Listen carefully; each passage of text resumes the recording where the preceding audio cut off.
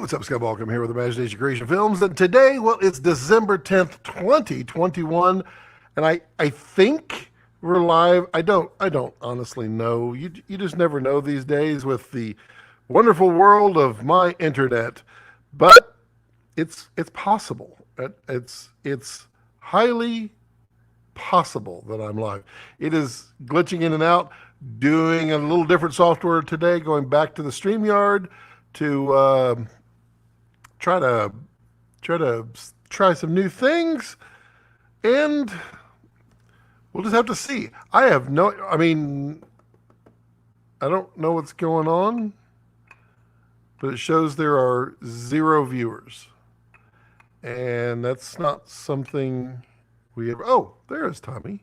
Hello. That's weird. It shows 0 viewers. 0 viewers on there. That would be not awesome for StreamYard to report that kind of stuff. And let's see here. I saw somebody just commented there. Okay, well, that's not going to help. Okay, so we are live. We will be as live for as reasonable as we can go. What is up, my friend? It's Grip Tips, Dave Donaldson. What's up? You got some crazy ideas, I hear. Finally. Good for you, man. Good for you. Go crazy. Is it glitching? It's like dropping black and white. That's weird. How is the stream quality? Is it better, or is it about the same as it was before? Because I don't want to pay for StreamYard if it isn't going to do anything for me.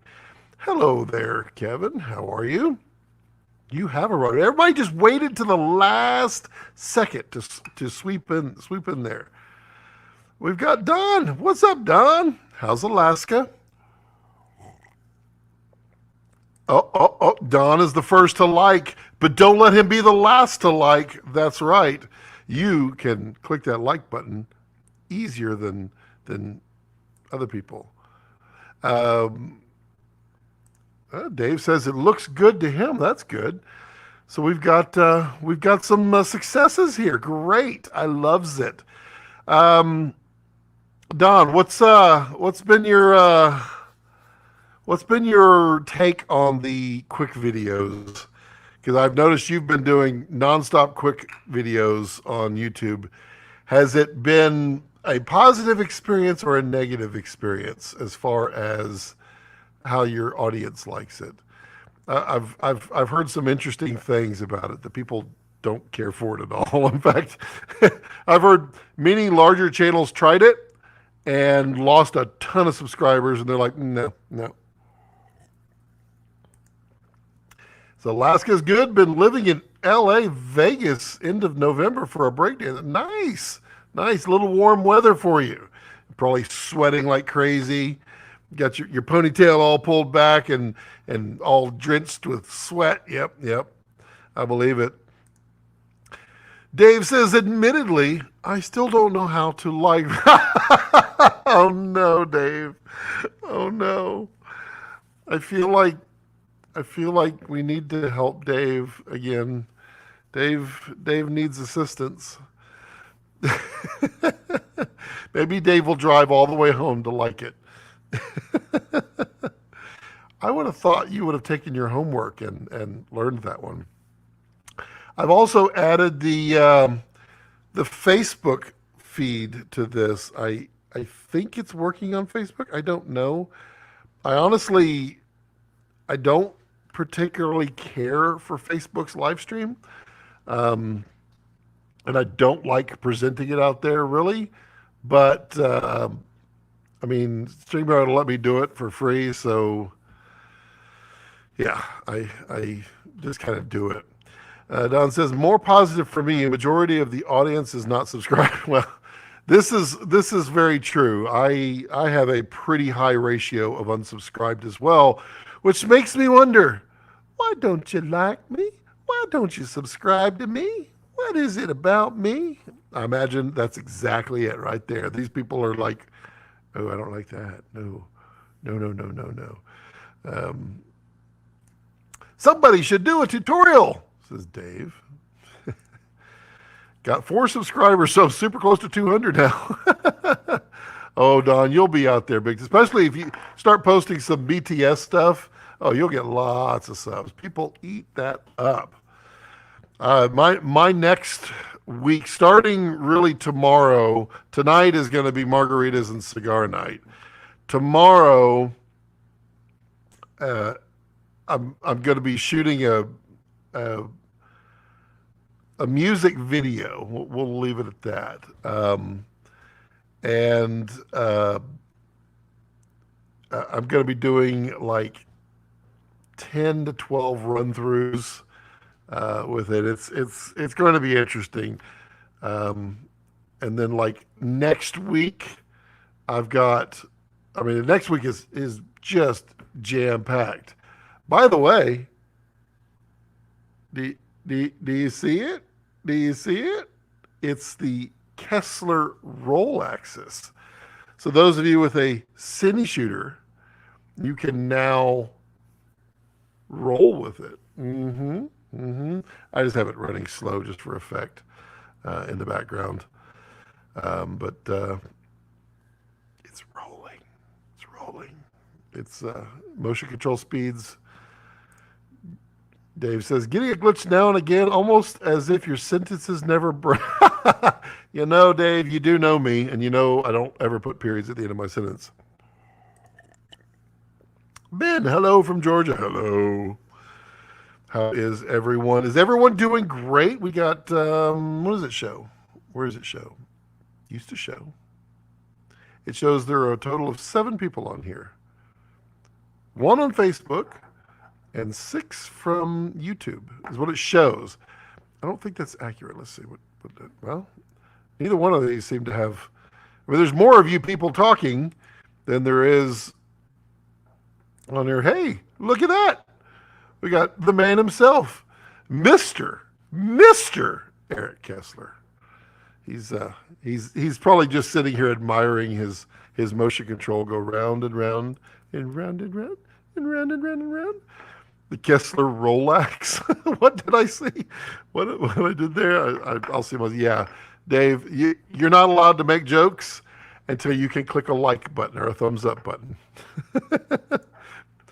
Don says, I feel like you should do little tips on shorts for your channel.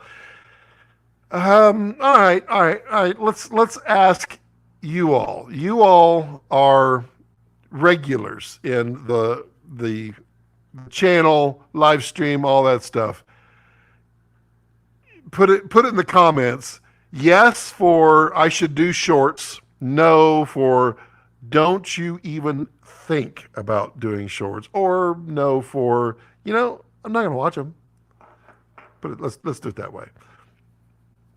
Yeah, we've got a lot going on next week. I mean, a lot.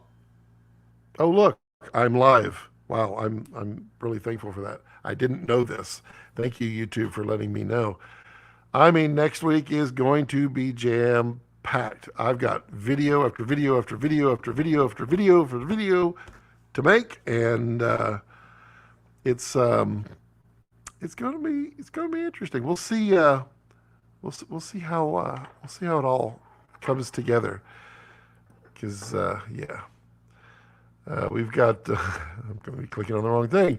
Ben's like, I don't watch shorts. I'm kind of with you there, Ben. I probably on all the channels that I subscribe to, which is I don't know 400.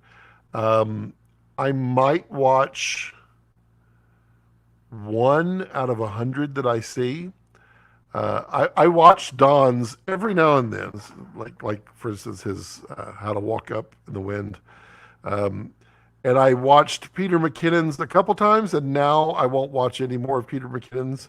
I just don't see any value in that from him. Grip says, yeah, you should wear shorts. I am wearing shorts. I always wear shorts. You know this. Don says smiley. That's less smiley, more laughy. Tommy says, yes, shorts. I'm wearing shorts, Tommy. You know this. Yeah, I don't know. So far, that's That's one person for it, one person for shorts, wearing shorts, and another person that says yes. I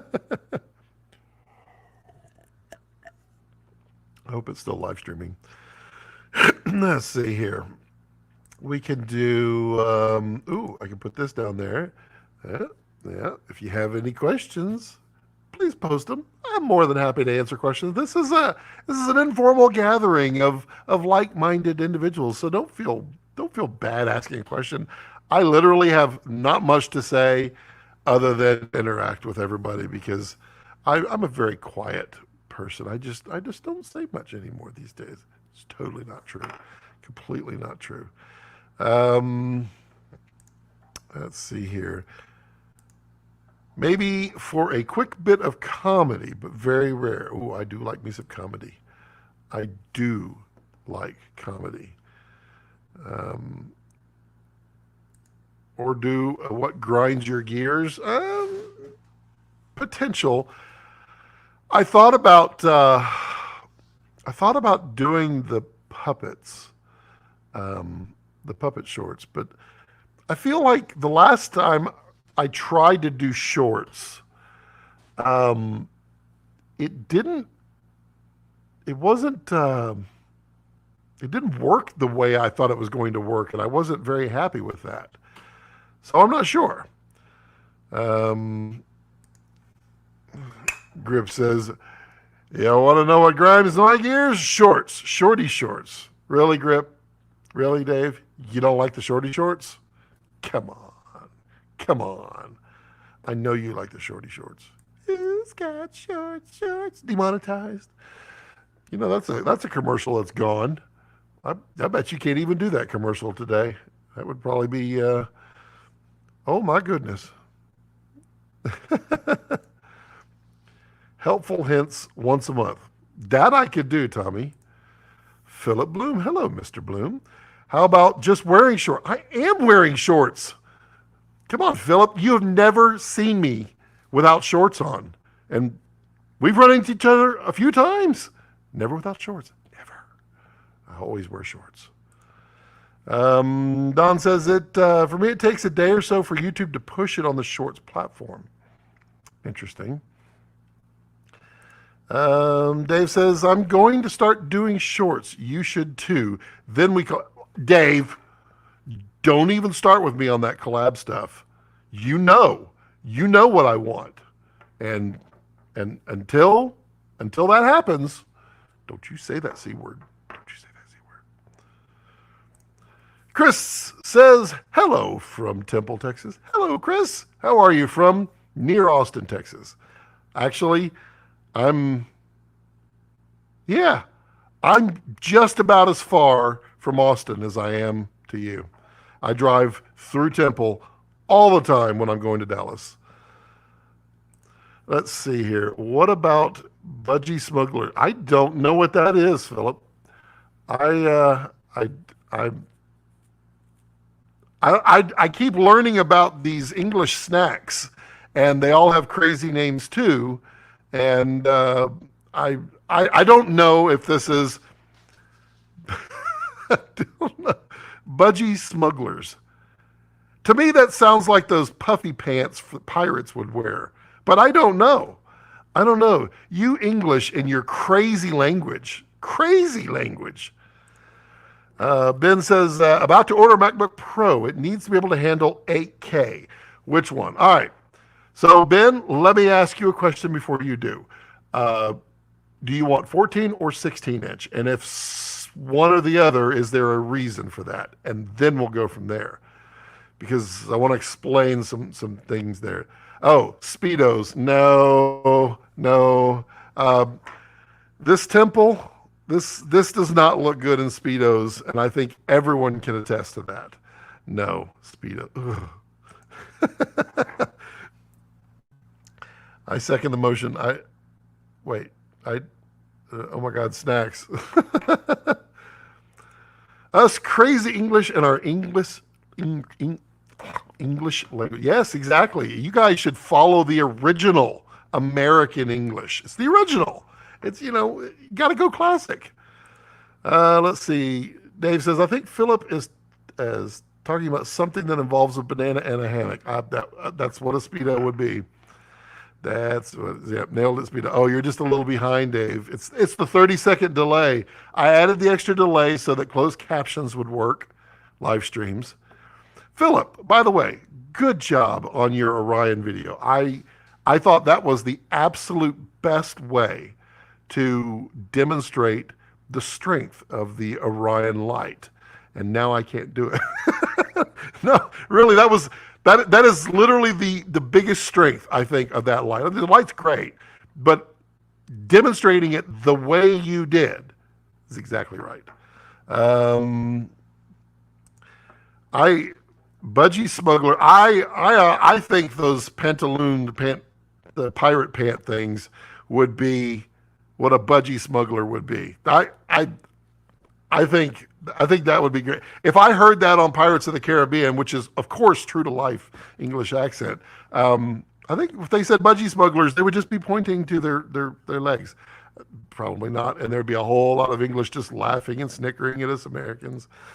Chris says, I would love to hear your experiences and tips for working in the industry over a series of videos. I can do that. I know Tommy has been really adamant that I spend a little more time around the studio, showing the studio, and doing that. I actually, because of the roll axis and wanting to be able to roll continuously and some stuff that I'm doing, I've got the wireless going on. So I could walk around with the camera today, but I cannot walk around with the camera today because of what's behind quarter grid number 1. But I can do that, Chris. Philip says, thank you. You are welcome, sir. We would never. That made me laugh. Phillips, let's collab with Scott. And no, you're out of here. You're out of here, Dave. Bye. Get Dave. That's just not going to happen. Wow, where were we? We were all over the place. We were everywhere. And my battery just died. That's genius. Charge your battery, Scott, right before the live stream. I've been using this battery for days now. Let's see here.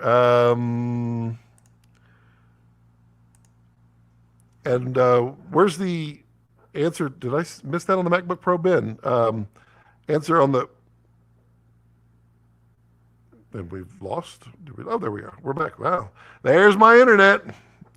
I bet the English have better internet than I do. Everybody has better internet. Okay.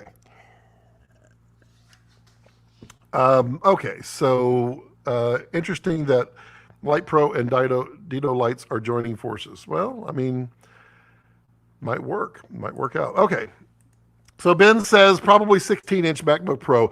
For 8K, I would tend to agree with that. So you're going to want basically the most. Where you can skimp is your storage, because I mean, you're not going to store all your video on the SSD. So somewhere around a 2 terabyte, I think 1 to 2 terabytes would be fine, and then just use external SSDs. The Max makes a huge difference, especially with noise reduction. It also depends on what you're editing with. The more M1 centric it is, the better off it is. What is your editor of choice? But I have the M1 Max 64 gig, 32 core GPU, and I max it out with 8K. But it was a dream to work with 8K. I was exporting 8K with noise reduction, color. This is red footage. I was exporting it at slightly faster than real time, which is, I'll completely take that. I got no beefs with that. So 32 core is I mean, I honestly think it's a must for 8K. And then if you're getting 32 cores, you can't do 32 gig. And the reason is DaVinci is going to use a ton of RAM if you're using DaVinci. Now, if you're using Final Cut, depends. You're using Resolve. Okay, perfect. DaVinci uses a ton. I was at 40 plus gig exporting my 8K video. On top of that, remember on the MacBook or on the Apple Silicon, it is shared memory. So if I'm using 40 gig for Resolve, and that's what it wanted to use, then there's 32 GPU cores that need to use RAM as well. If you only had 32, you'd be swapping, which means you'd be in a little bottleneck there. So that's what I would say for 8K. For 6K, you do not need the max. It's kind of interesting. That jump from 6 to 8K is a huge amount of data. What are you doing, buddy? He's twitching. Got the doggo cam. Philip Bloom is like, ooh, no cats? Oh, they're inside. The reason I asked on the 14 to 16, the 16-inch has more capable cooling. The 14-inch, if you go with the 32-core GPU, is thermally throttled. They literally will throttle down the GPUs continuously. So there's no way to max it. The frequency of the GPUs are downward. The 14-inch only has enough thermal capability for 24 cores. So if you needed the 14-inch over the 16-inch, I would tell people to get the max, if you're doing 8K, the max with 24 cores. Because if you did 32, you're not going to gain but like 1% speed, and you're going to use a whole lot more power. So that is my take on that. The storage, I don't subscribe to the you need to buy a bunch of storage for your MacBook Pro. Use external storage, and then just keep your main programs and your main stuff on your laptop. But it is absolutely a beast of a machine. It is a true pleasure. It makes me giggle to use it. It really does. I was working on the MacBook Air, and I was very, very impressed with the MacBook Air for the longest time. But when I got to the Raptor 8K footage, it was brutal on it, and I couldn't do some things. There wasn't enough memory to do certain things like upscaling. So yeah, when I got the Max, whew, totally changed everything. Don asks, what's your plan for your channel in 2022? Thank you. More.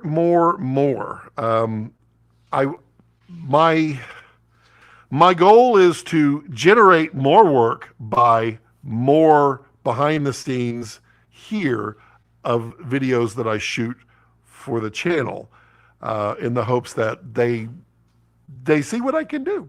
I'm really, really bad at marketing myself, just exceptionally bad at it.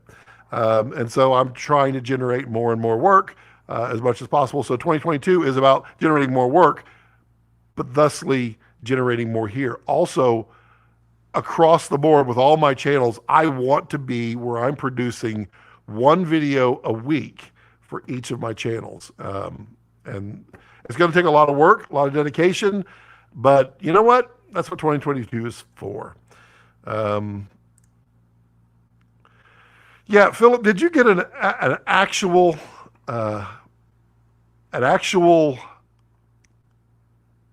pronunciation for that? I want to call it Prolight. I've heard Prolic. I've heard Prolic or Prolict.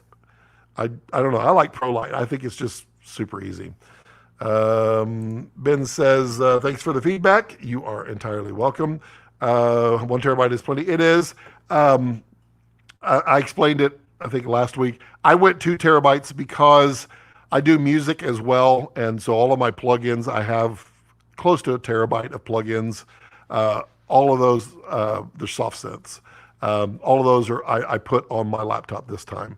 On the MacBook Air, I had 1 terabyte. I couldn't put all of them on there, so I used that external Thunderbolt 2 terabyte that I built on my Tech Cuts channel. You gonna stop? He does that only when I'm live, and I can't I can't turn on my air conditioner today. Ugh. It's like warm outside, and my air conditioner has decided that it sounds like someone has thrown a whole bunch of ball bearings in it. I think my literally ball bearings are going bad in that air conditioner. So yeah, I had to turn it off right before. I've got that part of the studio's air conditioner on, but yeah, it might get hot. Don says, I think it's difficult to get BTS when you are focused on the magic. You are absolutely right, and it is a pain. And I mean, honestly, when I'm on a pro shoot, all I think about is their work, their work, their work. I don't think about behind the scenes. I do occasionally get a few things, but it's it's definitely it's definitely not what I'm focused on. So that's why I want to do stuff in here. We'll do some spec work, that kind of stuff. You'll see what I'm talking about next week. Um, uh, and then behind the scenes and breakdowns of that. And then that will then hopefully spur everyone else's creativity as well as mine, and more work, more content, more fun stuff, all that good stuff. Don says, I'm rooting for you. Well, thank you, Don. I'm rooting for you too. And we need to have you on too, remember? Philip, if you wish to be on, I would happily interview you. Where the where the dog is, right here, I can easily slot you in right there if you wish to ever be interviewed or chatted with, that kind of good stuff. Fight More says, "Sup, man? Driving. Good to see you." Thank you. You're not watching me. You're listening to me on that afternoon drive home. That's right. You're doing the afternoon drive with Scott. Ben says pro light. I think it's pro light. And Chris says, "Yep, it's stupid hot today, but we're supposed to be freezing. Is it tonight or tomorrow night? It's supposed to be low 30s." Which, Temple, you're probably very similar to me. They say it's going to be 34 tomorrow. It'll be 28 here.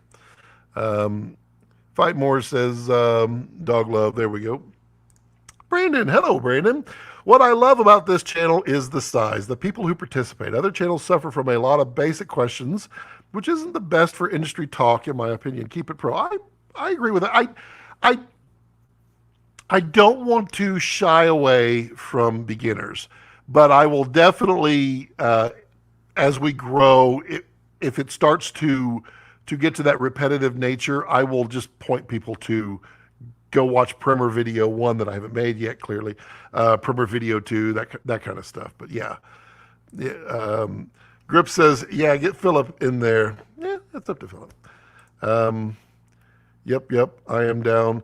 Philip, do you recall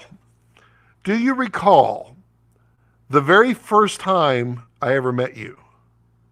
I'm sure you're like, oh, yes, of course. No, I'll see if it sparks your memory when I tell you.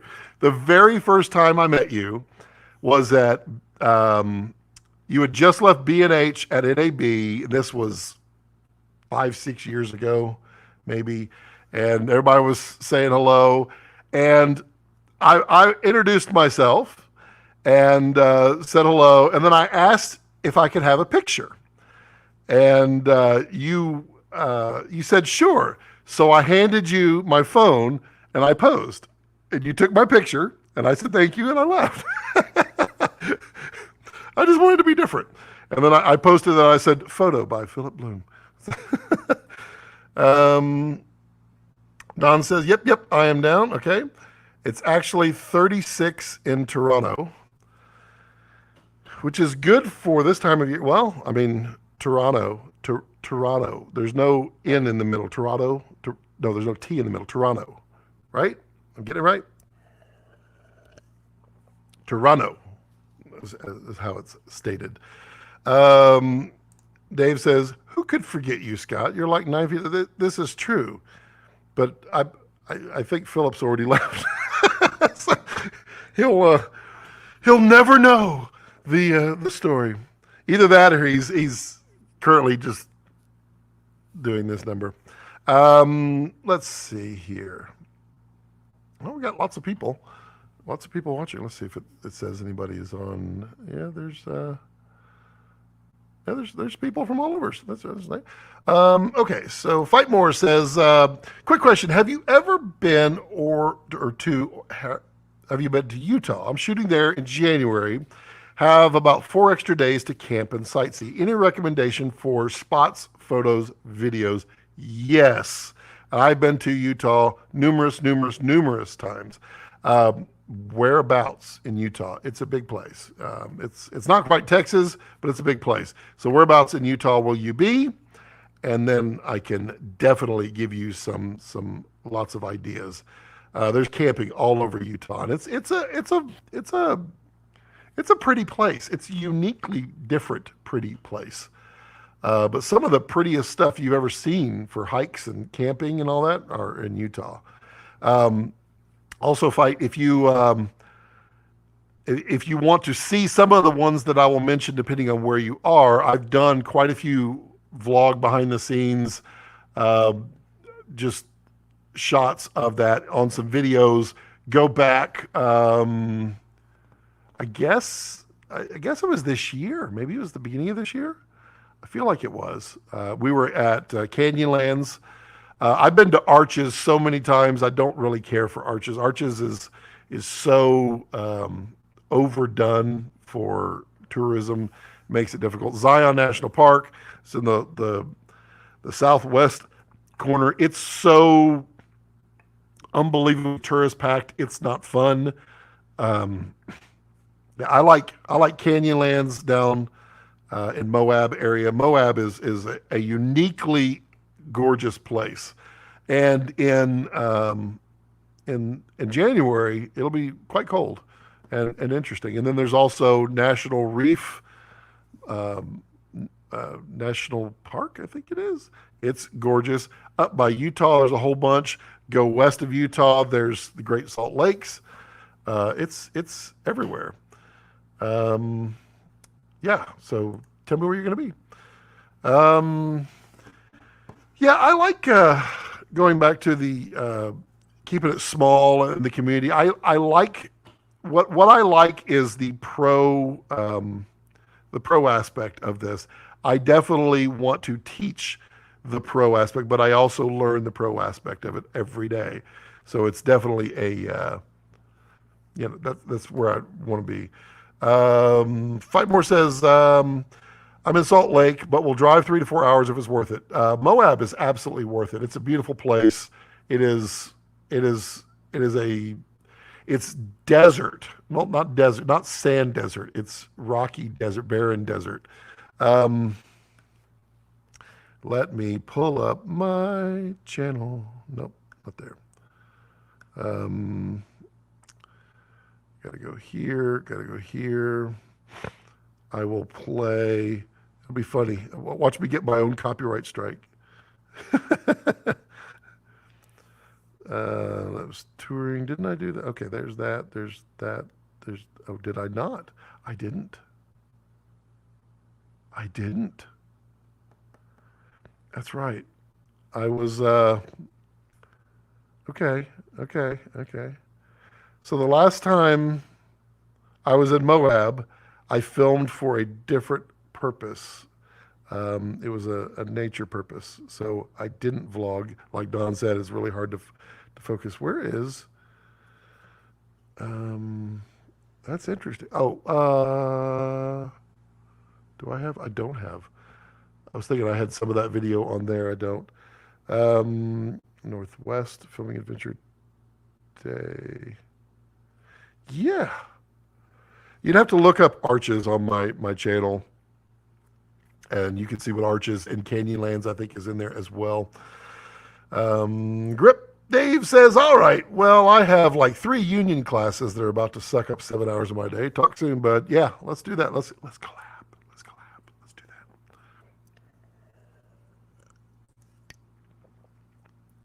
that. I keep, well, all right then. Guess who's getting put user in timeout? Bye. That was easy. Oh, you gotta love people. when they dumb. And we'll just hide this user on this channel. Bye-bye. Oh, you switched his name too. Nice. And we will go ahead and just remove it all. Alrighty then. So, oh, I could do it from here. Block. There we go. I love it. I was going over to the other because an error occurred. Try refreshing the page. I will try refreshing the page. Yeah, I love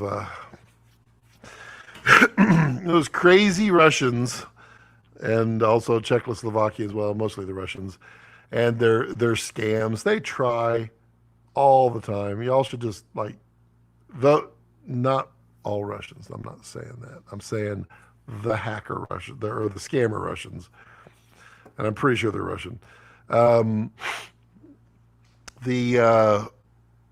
scam to try to get you to download their thing, and then where they take over your channel and then put SpaceX stuff where they tell you to send Bitcoin. Yeah, come on, throw that one away. Get done with it. Ben says, have you tried out the Dizio Vespid lenses?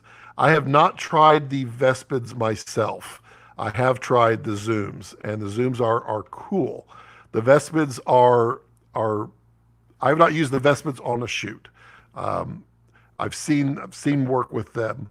I like the Vespids. I don't find them to be the best lenses out there, but I don't find them to be bad. They're of the Chinese lenses, the Vespids and the Irix are probably my two favorites for cinema style lenses. Don says, I'm waiting for my DZO zoom lenses. Wait, I thought you had them. I thought you had a set of white. I swear I saw you with a picture of them. How do you not have them, dude? How do you not have them? Because you have a white Komodo, right? You have a Stormtrooper.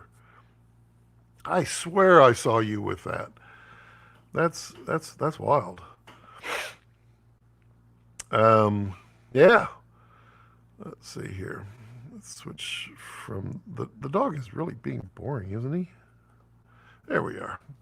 We'll go to full screen. He's just sleeping. He's been pacing around. He doesn't like something, and I don't know what it is because he doesn't speak. Good times though. Okay, who's got questions? Who's got thoughts? This motion control, man, oh man, I am having so much fun with the roll axis. The stuff that it can do is cool, and it's interesting because the roll axis is probably not for everyone. Most people will use 2-3 axis, but it's always that shot that you wish you could do. Well, if I could just do, well, I can't do that. That's where that extra axis, the third axis up here, comes in, and whoo, it definitely makes it fun. I'm going to have some fun. I've also done some modding on this. The Frankenrig. Frankenrig has some cool new stuff. Can't wait to show that one off. Oh, he said those were the ones that got loaned out to me. They loaned them to me to get photos done. Gotcha. And videos made. I'm getting the white ones though. Cool. When are you getting them? Any idea? I didn't think they were really that back ordered. What did you think of the zooms? I like the zooms. I mean, they're Super 35, but I think they're clean, and they have a slightly classic look to them. Not overly classic. They're not dead sharp either. They have some character to them. I thought I mean, for the money, they're pretty hard to touch. Ben says, have you done a lot of comparisons between the Vista and the Vista Ones? Yeah, I did. On my channel, go back literally. I mean, if you type in Vista Ones, we had one of the first videos out there, the Vista Ones. We didn't do an A/B comparison, but what I can tell you between the Vista and the Vista Ones, they are everything that the Vistas are, with the exception of they are more low contrast and they flare a little more. To me, it is absolutely stunning what they do. To other people, they may not like the low contrast of them. They're not horribly low contrast. They're light, but they're basically vistas. They're the same vistas. They just have fewer coatings on there. And then, of course, we drop the internet. Of course, will it come back? Will it come back? There it came. It came back. The heck was that? Hold on one second.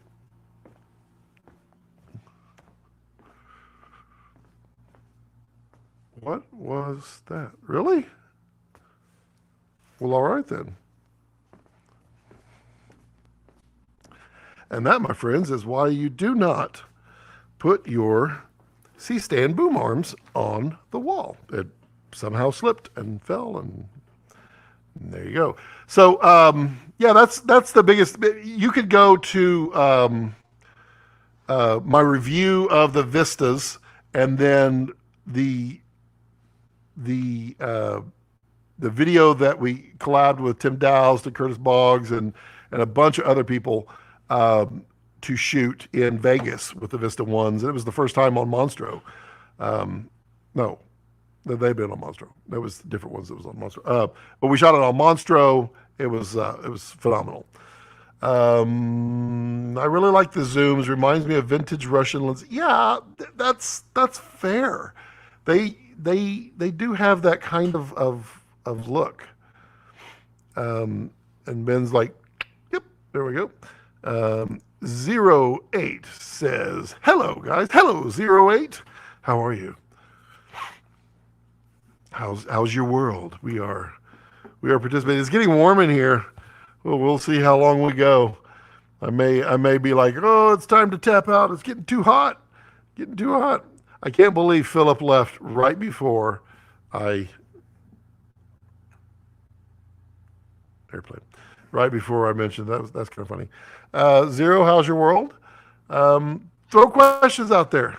Throw lots of questions. I love questions. Questions are great. Why? Because they keep me going. They keep me they keep me chatting and not being like redundant or repetitive. It's just the way I like to do things. So we'll be doing a video. So Frankenrig has been modded by me again, and I've added an extra axis on there that I really dig, and we're gonna do a video on it, and we're gonna show it to everyone, and we're gonna see what people think. So, yeah, look forward to that one, because that one is going to be interesting, and it'll be exceptionally used next week's video. You'll understand when you see it, because yeah, that's it's just the way it is. But we'll be using all of Frankenrig, all of these axes, just anything and everything. Yeah, so let's see here. Mike says, hello, Mike.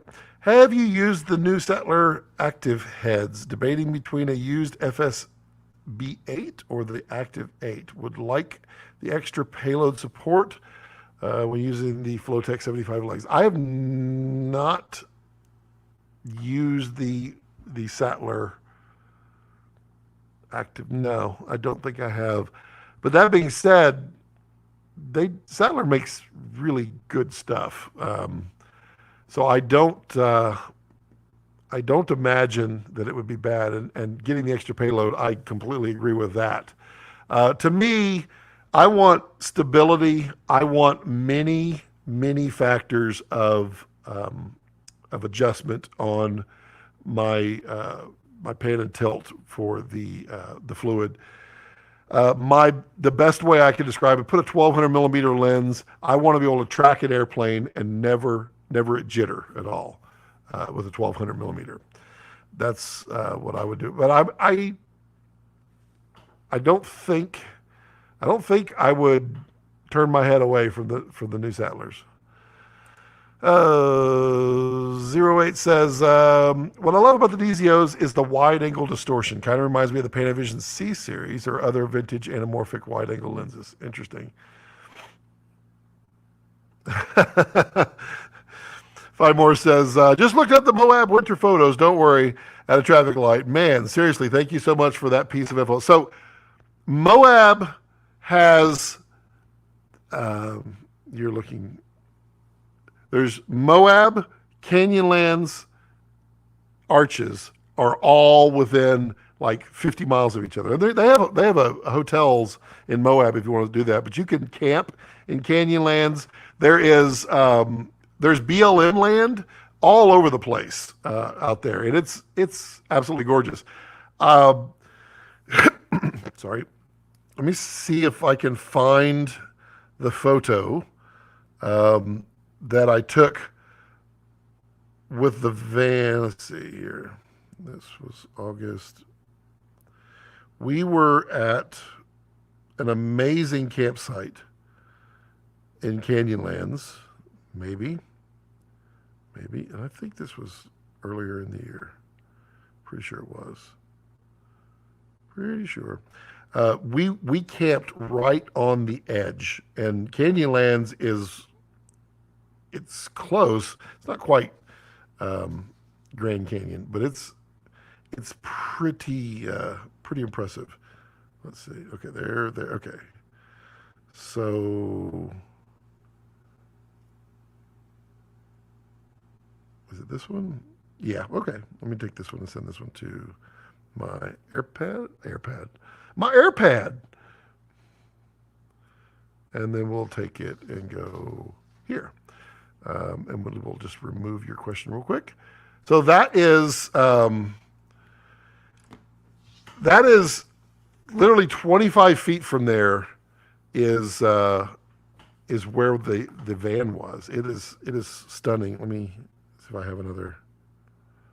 And of course, that trip, hilariously so, it started snowing. That entire trip, everywhere we went, it started snowing. Here's a dog.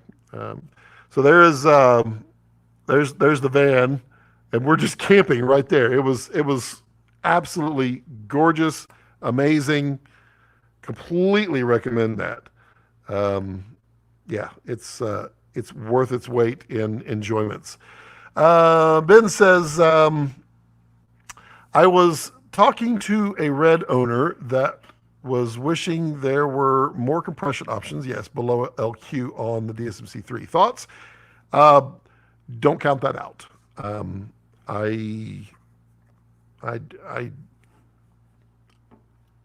believe I believe a wish will be granted there. Let me phrase it that way. I think we're going to see an ultra low quality, but we're not going to see a variety. And there's a lot of reasons for that. It's interesting, just getting into the how that works.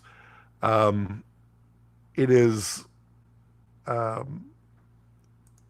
there's reasons behind it. So yeah, it will be. Yes. Luca, hello, Luca. Hi from Argentina, amigo. Hello, Luca. How are you? Hope you're doing well. Missed you the last 2 weeks, maybe? I think so. 08 says, I own the FSB 8 Flowtech 75. Keep in mind that after all, it's a 75 millimeter system. This is true. If you're planning to reach payload, you should invest in a 100 millimeter system. That is, I mean, I like Miller. I've liked Miller for a long time. I don't know why. I think it's just because I bought a Miller and thus now I like it. I want to upgrade to the bigger brother of this one with the 100 millimeter head. It's what I would prefer for sure, especially with bigger payloads. Patrick says, well, okay. Using visual algorithms, not kind of kidding, by the way. By the way, snowing at the monument here. What kind of live stream did I stumble on? You stumbled on a filmmaking and interactive live stream, but nothing but the best, because that's what we are. Snowing at the monument. Nice. Mike says, hi, thanks. 08. I'm generally not close to the limit, but there are times when I would throw on the 200 and need to counterbalance the battery and going from 8 to, yeah, I mean, I regularly, this head here, which is the Aero 15 from Miller, I regularly throw 600 and 1200 millimeters on it. And yeah, it's way at the limits at that point. And that's why I'd like to go with the next higher up. But I find that it does such an amazing job at that. So like tracking airplanes, it could track airplanes like near perfectly and very smoothly. And I dig that. So having extra payload, as long as it's not too light, because like those payload ranges shift, as long as you're at the bottom end, at the bottom, I would save the money and get the bigger one, as long as you're not backpacking it. At that point, you need to consider whether or not you need to have the extra capacity, because weight matters. And then Tommy asks, are you using scarf dust? Yes, I am. I am using scarf dust right here. Yes, thank you for pointing that out. Wow, why is it so hard to use your... Wow, okay. See the lovely bloom that happens? Yes, scarf dust from Revarsini. Revarsini.com. Use coupon code Scott Balcom and get 20% off. Oh, use my... is there a link? There is a link, yes. So use my link down below and then use coupon code Scott Balcom. And that'll get you 20% off scarf dust. And it's only $250, and then you get 20% off of that. So it's a deal, and it's a beautiful filter. That review is coming. I want this next week's video done before I do this video, because that is going to be used on this, as well as this one. This is a new one you haven't seen yet. This one is called PA Tears. And it's coming very, very soon. You can order it right now if you want. You'll have to ask for a link for it. But it's also really cool. It's definitely different. But don't buy it until I show it, because I don't want you to just buy something based on my word. I want you to see it and like it. But yeah, use that coupon code Scott Balcom, 20% off. It's like Tommy's my own personal. My shill, hey, get out there and tell that. He's not. He's just a friend. King says Flowtech 100 with an O'Connor is the bee's knees. Well, yeah. I loves me some O'Connor. Definitely loves me some O'Connor. Ben says, I have an O'Connor with a Flowtech 100 and this is awesome. Yeah, I've never heard anybody go, you know what? I wish I didn't have an O'Connor. No one ever says that. Lucas says, I own the Miller 20D and carbon fiber 2-stage Miller tripod, and I also use the Kessler Hercules head for heavy-duty rig. It can be useful for a quick whip pan. Yeah, the heavy-duty head, it's on Frankenrig right now. That Kessler, that is a beast. That thing can handle, what is it, like 150 pounds? It is a beast, and it's amazing.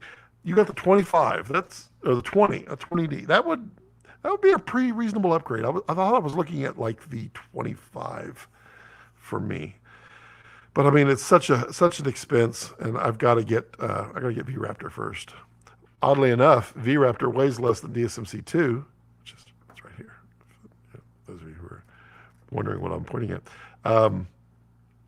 So technically, I wouldn't need the new tripod head if I got Vraptor first. See, math. Mike says, awesome. Thanks, folks. I'll take a peek at those O'Connors. Yeah. The nice thing about the Sattlers is they run from 0 to 12. Yeah. Not sure about the motors of O'Connors. O'Connors definitely, they have a couple of lightweight ones, but they do not run from 0. 08 says, Mike says, in the past, I did fly an Alexa SXT with a prime and clamp on matte box on there. FSB 8 kind of works. Yeah, kind of. Yep. You should be fine with either the FSB or the Active 8. King says, are you using the Vraptor for the stream? Footage looks clean. I am not using the Vraptor for this stream. I don't own a Vraptor. I had borrowed a Vraptor for a week. Vraptor will be sometime January-ish for me. I'm be selling the Dragon X in.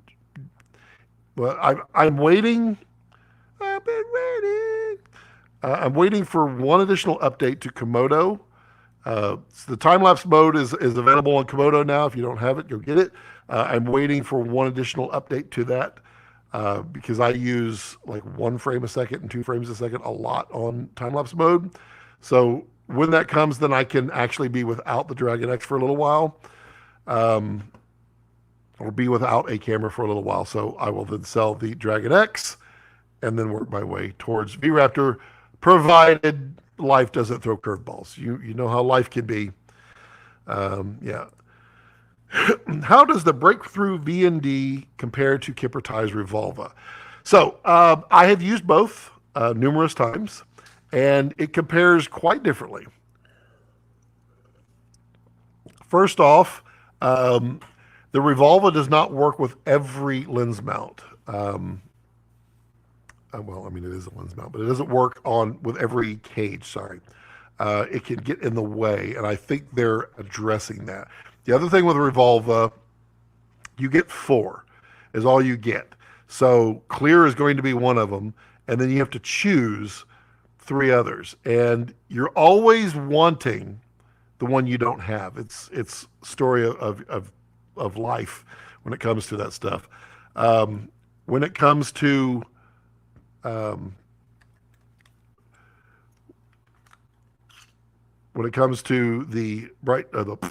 the Breakthrough, it is 3 to 11 stops. So it's a 0.9 to 2 point something, but there's no X pattern. It's continuously variable. It is quite nice. You can absolutely dial in that look. Absolutely. The other thing, the Revolva does have a color cast to it. It's not horrible. It's very manageable. It's one of the more pleasing color casts. The Breakthrough, although it does have a color cast, it's hardly noticeable. It's so slight, and it doesn't shift across the NDs. I really like the Breakthrough. I mean, I really like it. Having used both, the Breakthrough gets the nod for my use and for my working. Some people, if you already have the Revolva, well, I mean, investing in another one might be a pain, but I think they're even doing a trade-in with the Cinema DFM, cinemadfm.com. And they're not sponsoring or anything. I throw that out there because they are such wonderful people. They are the ones who loaned me the Vraptor for review. So, I mean, it's kind of hard not to just throw business their way whenever anybody is interested. There is a full review on the variable ND shortly. I now have production units. It's worth it. Hang in there.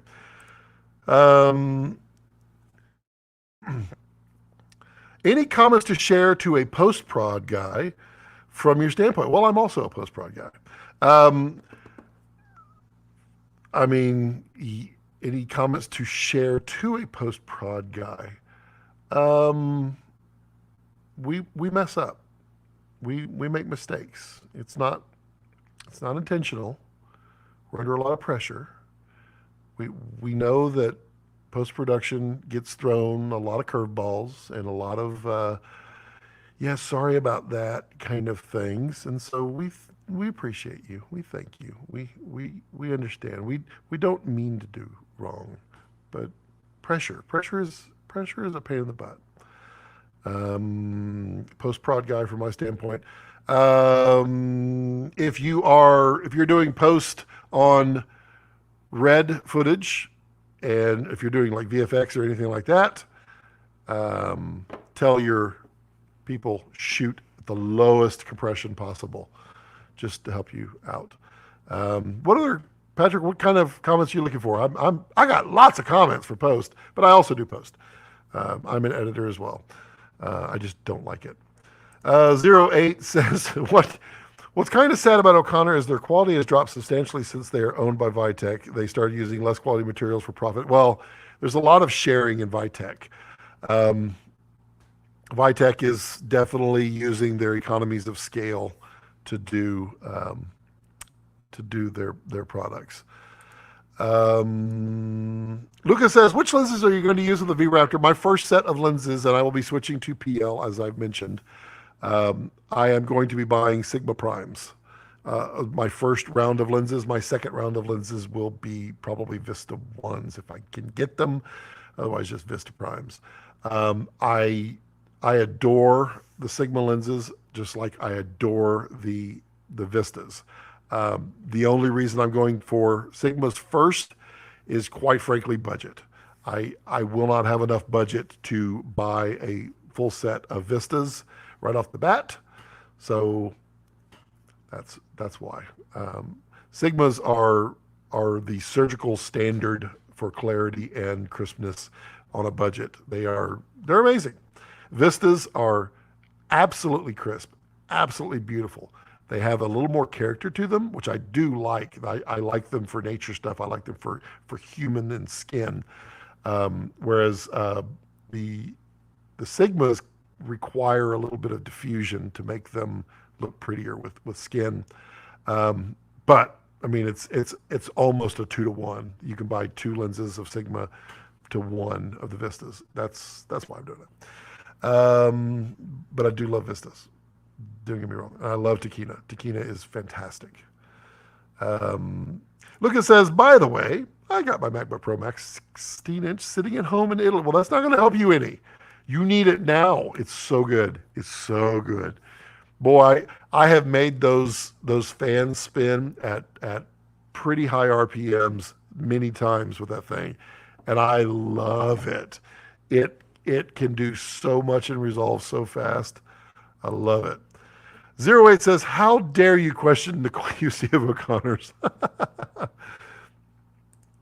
Ben says, Sigmas are awesome. I love Sigmas. I mean, it is one of my go-to lenses. Still using on Komodo, my 18-35 and my 50-100.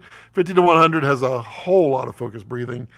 It's got issues, but they are so sharp. And the one thing I like about Sigmas is their photo line to their cinema line are the exact same coatings, exact same optics. There is no color shift.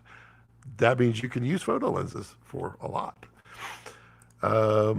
Lucas says, Sigma, love my 18-35 S35. I was thinking of getting a set of prime photo lenses. What's the breathing on those versus the City? Oh, they don't breathe hardly at all. I think is it the 40? Almost all of those primes don't breathe barely at all. I think the 40 it is. Maybe it's the 65. One of those two breathes a little more than the others. But yeah, it's pretty good Sigma quality. Scott, do you know if there's a Mitchell mount for the Kessler shuttle dolly? There's absolutely a Mitchell mount for the Kessler shuttle dolly. Kind of want one, but most likely would be better off buying the Matthews Mitchell sliders. Thought stupid expensive. Yes, there's a Mitchell mount. I have a Mitchell mount and the beautiful I'm from Alabama. The beautiful thing about the Kessler mount there is it is an interchangeable mount. So it works with the shuttle dolly. It works with the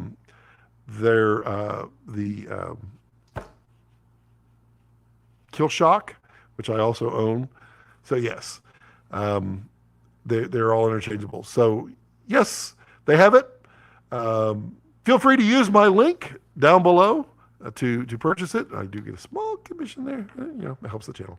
But yes, they do have it. If you type in Mitchell on there, you will see it, and it works for the shuttle. Ben says, I wonder if Takina will add Cook Eye technology. I don't know. I'm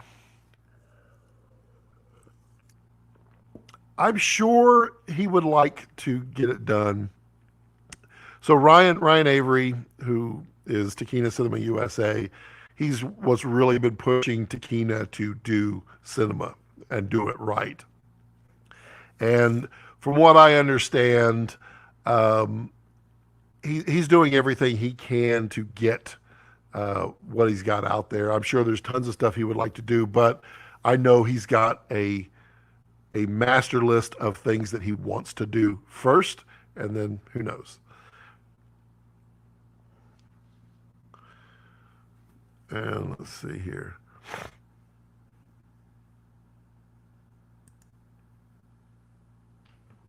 So who's got questions? We got lots of questions out there. I'm sure we can do something, some kind of questions. Throw them out there. I can take that off. There we go. I keep forgetting on StreamYard to do that. I'm struggling with Canon's RF to EF adapter. The filters cost the same as the mount plus filter combo. Yes. Here's what I would tell you. Do not, and I repeat, do not buy the Canon drop-in filter adapter for the filters. Buy it so that you can buy the breakthrough and put it in there, because the variable ND from Canon and even the polarizer, it's so blue. It's so blue. It's so nasty. I do not like it. Lucas says, the other day I was watching Red Notice. Yes, behind the look, Jared dropped a bomb. He's working on something big. He's always working on something big. That man never sleeps. Yes. I mean, Red is going to be continuously evolving. Lots of cool stuff coming from them. Some stuff I know, some stuff I don't. Some stuff I'm not supposed to know. But it's Red. You know it's going to be cool. You know it's going to be jaw-dropping. It's going to be cool. And it's going to be next level because that's Red. Yeah, the Red Notice movie was okay. I enjoyed it, but to me it was more like a national treasure than a serious film. But I also like National Treasure, so yeah. Kevin says, I hear there are a few new Takina Vistas coming. I know what the lineup looks like. I know where the goals are. The question is, when can they get them out is always the tough one for them. Ben says, more frame rate options for Komodo coming. Only lower frame rates. You will never get more higher frame rates. It's not going to happen. There's just no horsepower inside. They are maxed out at 50. Well, sorry, 50 at 5K, but 40 at 6K. It's just they literally just can't produce any more out of the horsepower. Remember that is a very low power consumption camera, and it shows by getting like 3.5 hours out of a V mount. It's pretty impressive. Luca's like, oh my God, our wallet. Yes, I know. You have to just breathe. And remember with Red, it's you don't always need everything. Jared's like, what are you saying? Of course they do. No, you don't. Make the most informed decision for you. To me, the most informed decision, knowing what I know, for me and how I shoot, is going to be Vraptor, not the XL. just Vraptor, because I like it small. Patrick says, I wonder if the iPhone 13 will cripple production now that it has 422, regardless of its. No. In fact, if you if you if you look at all the reviews on the ProRes, uh, the hilarity is people are going, I'm not going to use it because it's like 6 gigabytes per minute of footage. It uses an incredible amount, and the difference between the footage is so minute between the high efficiency codec H.265 that people aren't happy. The same thing is true with the Mavic 3. People that bought the Cine are ticked. They they don't see much of an improvement between ProRes and the H.265 because the H.265 they give it a whole lot of bitrate now, so it's got a lot of bandwidth, and then you offload by plugging in your drone. It's a mess. So I think the same thing is with the iPhone. Yeah. Any cool locations? Any cool looking locations in Austin? I'll film some stuff there in June. Recommendations? Yeah. Look up. Honestly, go to. Yeah, there's a lot. There really are, but they're very Austin-y. So there's a lot of murals. There's a lot of like graffiti areas that are really hip. Congress downtown, all that area down by the lake is all pretty iconic. There's the overlook of downtown Mount Bonnell, I think it is, in Austin. It's a little hike up there, but then you can overlook. Look up, find like an Instagram and just type up iconic Austin shots because there's a whole lot of really iconic Austin-y kind of shots. They're just like torn down buildings that are nothing but frames that people have spray painted, that kind of stuff. King says, which breakthrough filter are you using for your mount? And do you have a breakthrough affiliate link? I don't have an affiliate link. I was part of their beta test program, so it's just go to cinemadfm.com to order through there. I don't get anything from it, but I love those guys. Did I lose the internet again? Oh, I'm back. I love those guys. They're absolutely wonderful people, and they really do make amazing stuff. I use the variable ND, and I also have I have a variety. I will grab them here. These are the pre-production units. So the production ones are sitting over there waiting for their review. Grab that and that and that. And the difference with the production ones are not the optics. The optics are perfect. It's the design. They shifted a little bit to make it more cine friendly. So this is these are the drop-ins, just the standard drop-ins. So this is a 2.1 drop-in, and then I'm gonna take that off. There we go. So you can kind of see.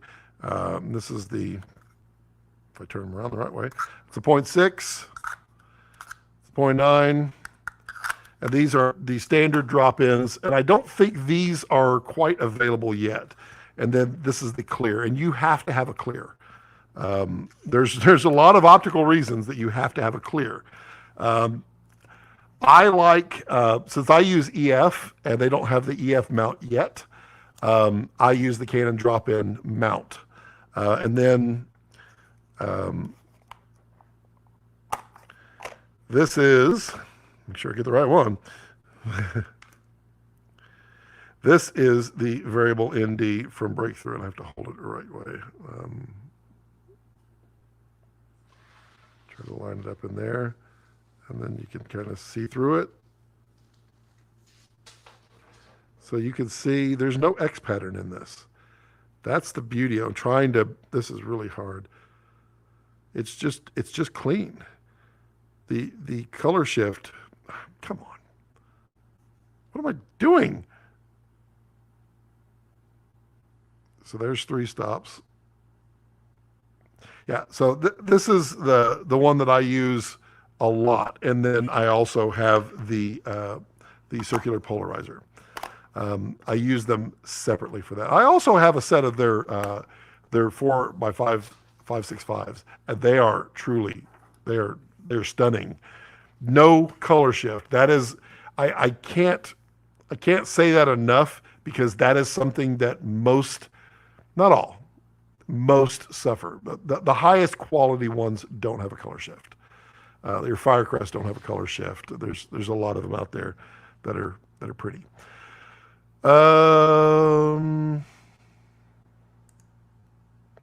Ben says, I love 34. What did I miss? Oh, frame rate options. I love 34 on other. Yeah, you're not going to get that on Komodo. And the main reason is, the main purpose of Komodo is an action cam. It's an explosion cam. So they don't want to muddy the water a little bit. So it's, yeah. But 34, interesting. It's a little bit slow.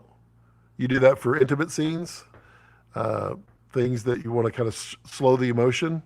I like that. Red noticed, I enjoyed the photography, the story. It's okay. Right. That's kind of it. Photography looked pretty cool. It was beautifully shot. It was interesting that it was very practical. I did enjoy the drone shots a lot. Yeah, and then Ben says I use the 34 for slight slow motion. Yeah. That's definitely an old trick on any kind of emotional scenes, love scenes, kissing scenes. I shoot at like 26 or 28, just enough to kind of stall, just kind of make everything a little more intimate.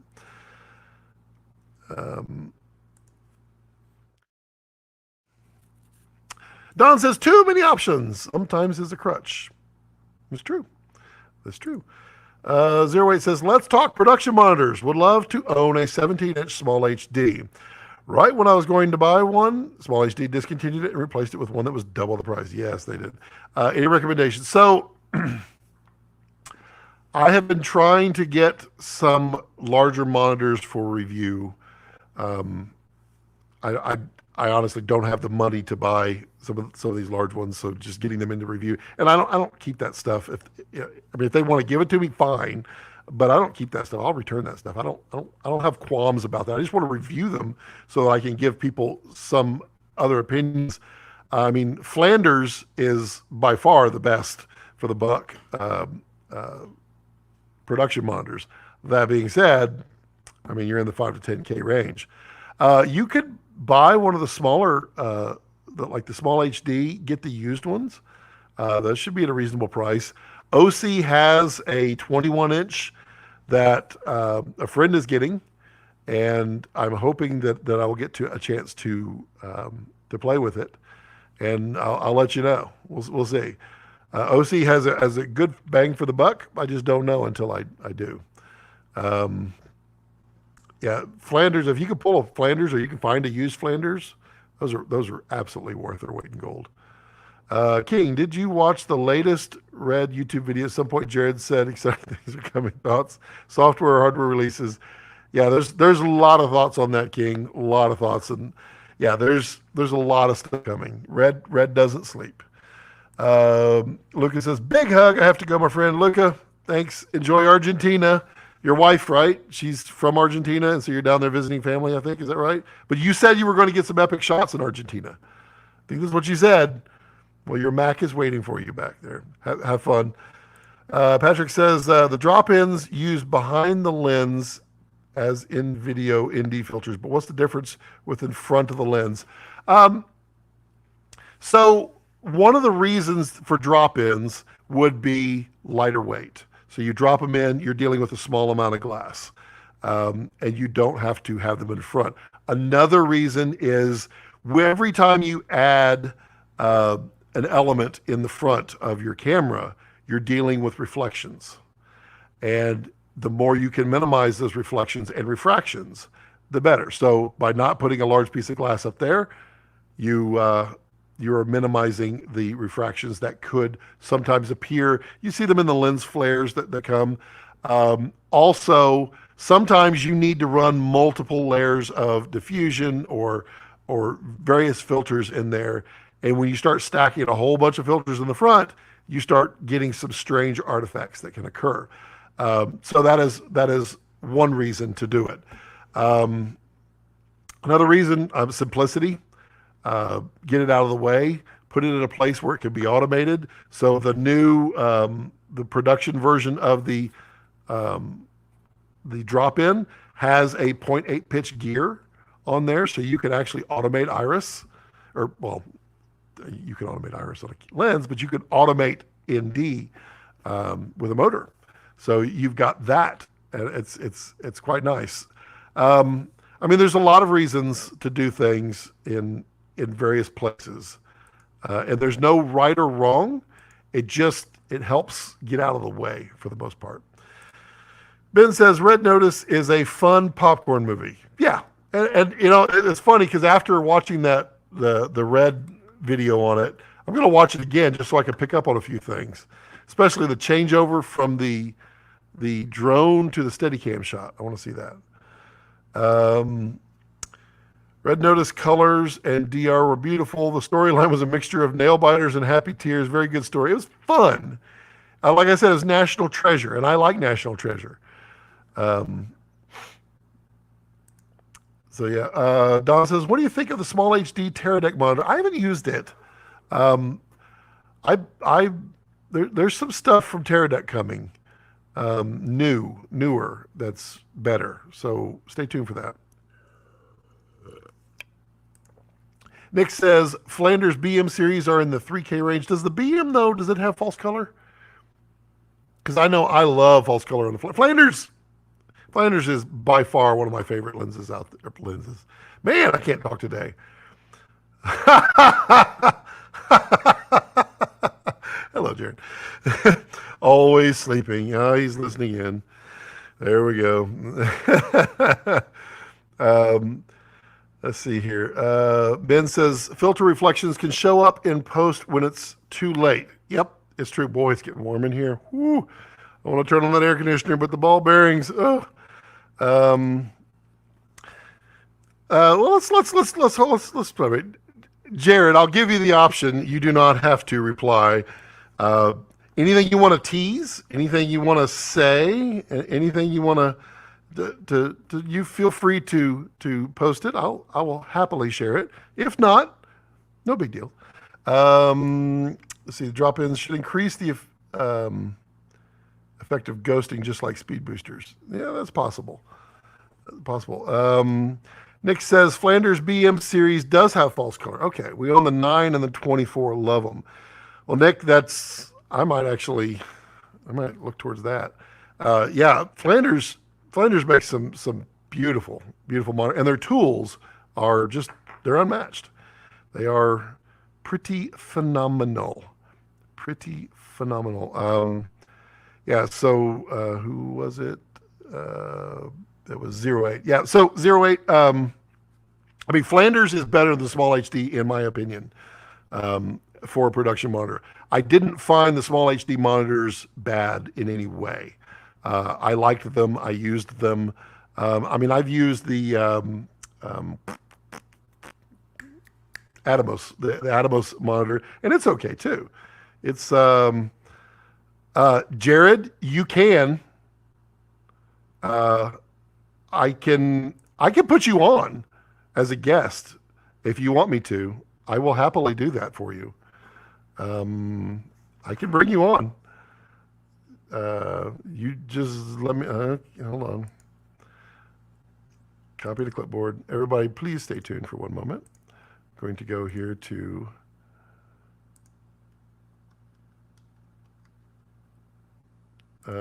I am messaging you a link, Jared.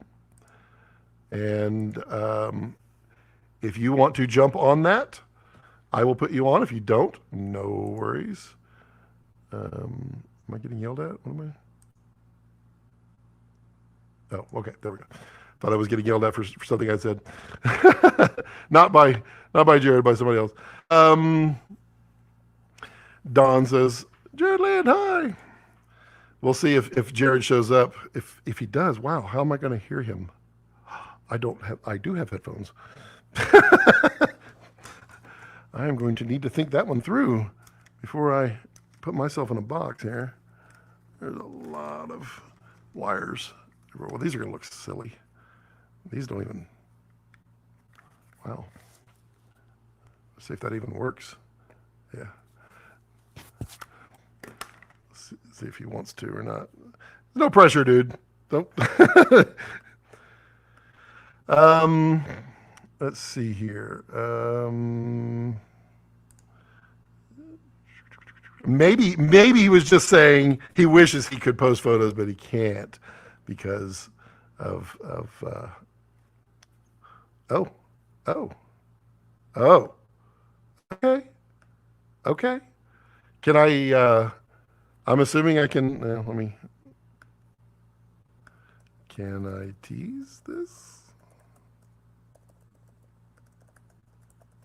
Just making sure, Jared. I don't want to throw any confidence out the window. You know me.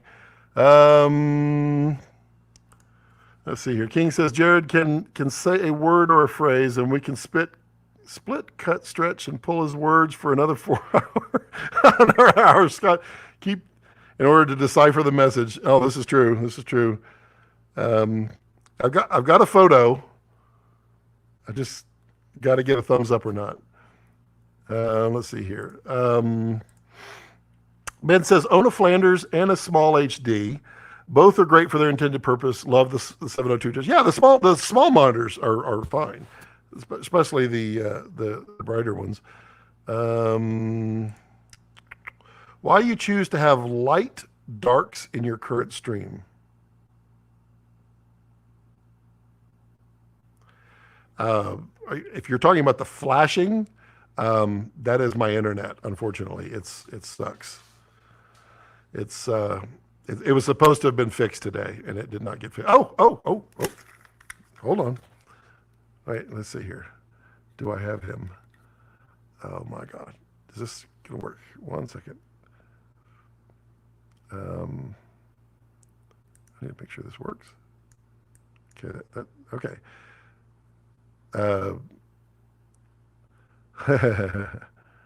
Hold on. Jared, if you ready to join, give me a thumbs up and I'll put you in. Hopefully I'll hear you. Okay. There we are. Whoa. Super zoom. Yeah. So you get Jared Land, folks. Yeah, like on a telephoto. I don't know what's going on. But look at that. Hey, whoa. That's meta. Let me just go to wide. There we go. There, sorry. Yeah, I didn't want to hijack your... Dude, this is Feel awesome. free. I love that you do this. Literally, it's become my Friday end of the week. Your drive home. Oh, dude, it's good, man. It's really fucking good. I love... Yeah, if my internet would hold up, I'd do it for 3 hours on every Friday. I just enjoy it. No, it's good, man. I love you. I love what you're doing. This is really cool what you do for everybody. And you're so sincere. But literally, man, I watch you every Friday now. I pop on and just listen to you in the background while you can see you in the back. Oh, that's awesome. Can I tease? A lot of really cool stuff. Ooh. Everybody zoom in real quick. Bring up the shadows. Always bring up the shadows because let's see. If anybody has questions, feel free to throw them in there. He's available, and I'm willing to sweat through the air conditioner here.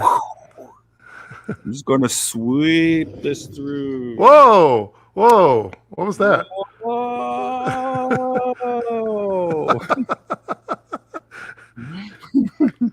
I know it's useless because people just going to take a screenshot. But yeah, we're not sleeping over here. We got some cool stuff coming for sure. That photo you sent me, can I post that? Can I show that? Okay. Which one is it? It is this one. Whoop. There's a photo. Whoop, go back. There's a photo. What I got today. Oh, look at that. You got the I'm on a short cable here. I can't. You just did the video of it yesterday or the day before. Yeah, I did. I'm doing some interesting things. We'll see the reaction of the interwebs. Don't let your head get too big, but you're pretty special when you get it before me. I don't have a big head. You're doing something right, my friend. Don says, we got Fight More says hi. Don says hi. Let's see here. Don. Let's see. No worries. And I think it may be Scarf Dust filter, but it could be wrong. Just have the bunch of, yeah. Scarf Dust is doing a little blooming everywhere. Oh, what do we got here? I'm just going away from the TV because it's weird, like the infinity thing. Let's see if anybody has questions. So 08 is asking if you are interested in providing any more details on Vraptor XL. Oh, where is that little guy?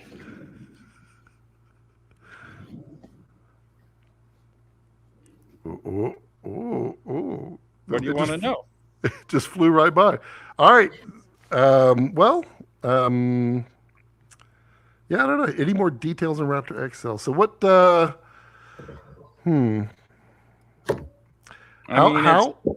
Go ahead. Nope. Go ahead. No. You're the guest. I got to take some secret stuff off of it right now. Okay.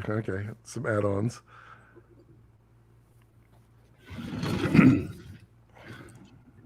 It's awesome. I mean, XL is awesome. It doesn't do anything image-wise that obviously the normal Vraptor doesn't do. But I think the built-in NDs and the connections are going to be good for, of course, the studio productions and the high-end productions. Right. And I like the EF mount on there, the ability to throw an EV, the EF, not EF, EVF. Yeah. EVF. Let's see here. So someone's asking, and I may have thrown out a little too many beans on the Vraptor review video. They're asking about the autofocus head tracking. So if you want to clarify how and when that might be developed, rather. It's interesting because head tracking and pet tracking, I mean, that stuff all came about when I was up in Big Sur capturing those foxes every night. And I was using this, it's a pretty cool motion trigger, but it's an external motion control trigger that would stop the camera. But it was still just a little too clunky. So I beep due day in the middle of the night like I always do. And I'm like, there's got to be a way to trigger the camera for, when it recognizes something moving in it. And he, of course, then told me that he was working on a little Skunk Works project on head tracking and for autofocus. But there's some intelligence in the camera and some algorithms that they're assembling that will do not only, I guess I'm telling you probably too much right now, but not just for not just for autofocus, which is cool, which is what most people want, is that intelligence to actually track. Everybody does it now in the mirrorless world. You can track eyes or pets or cats or birds. It's gotten pretty smart.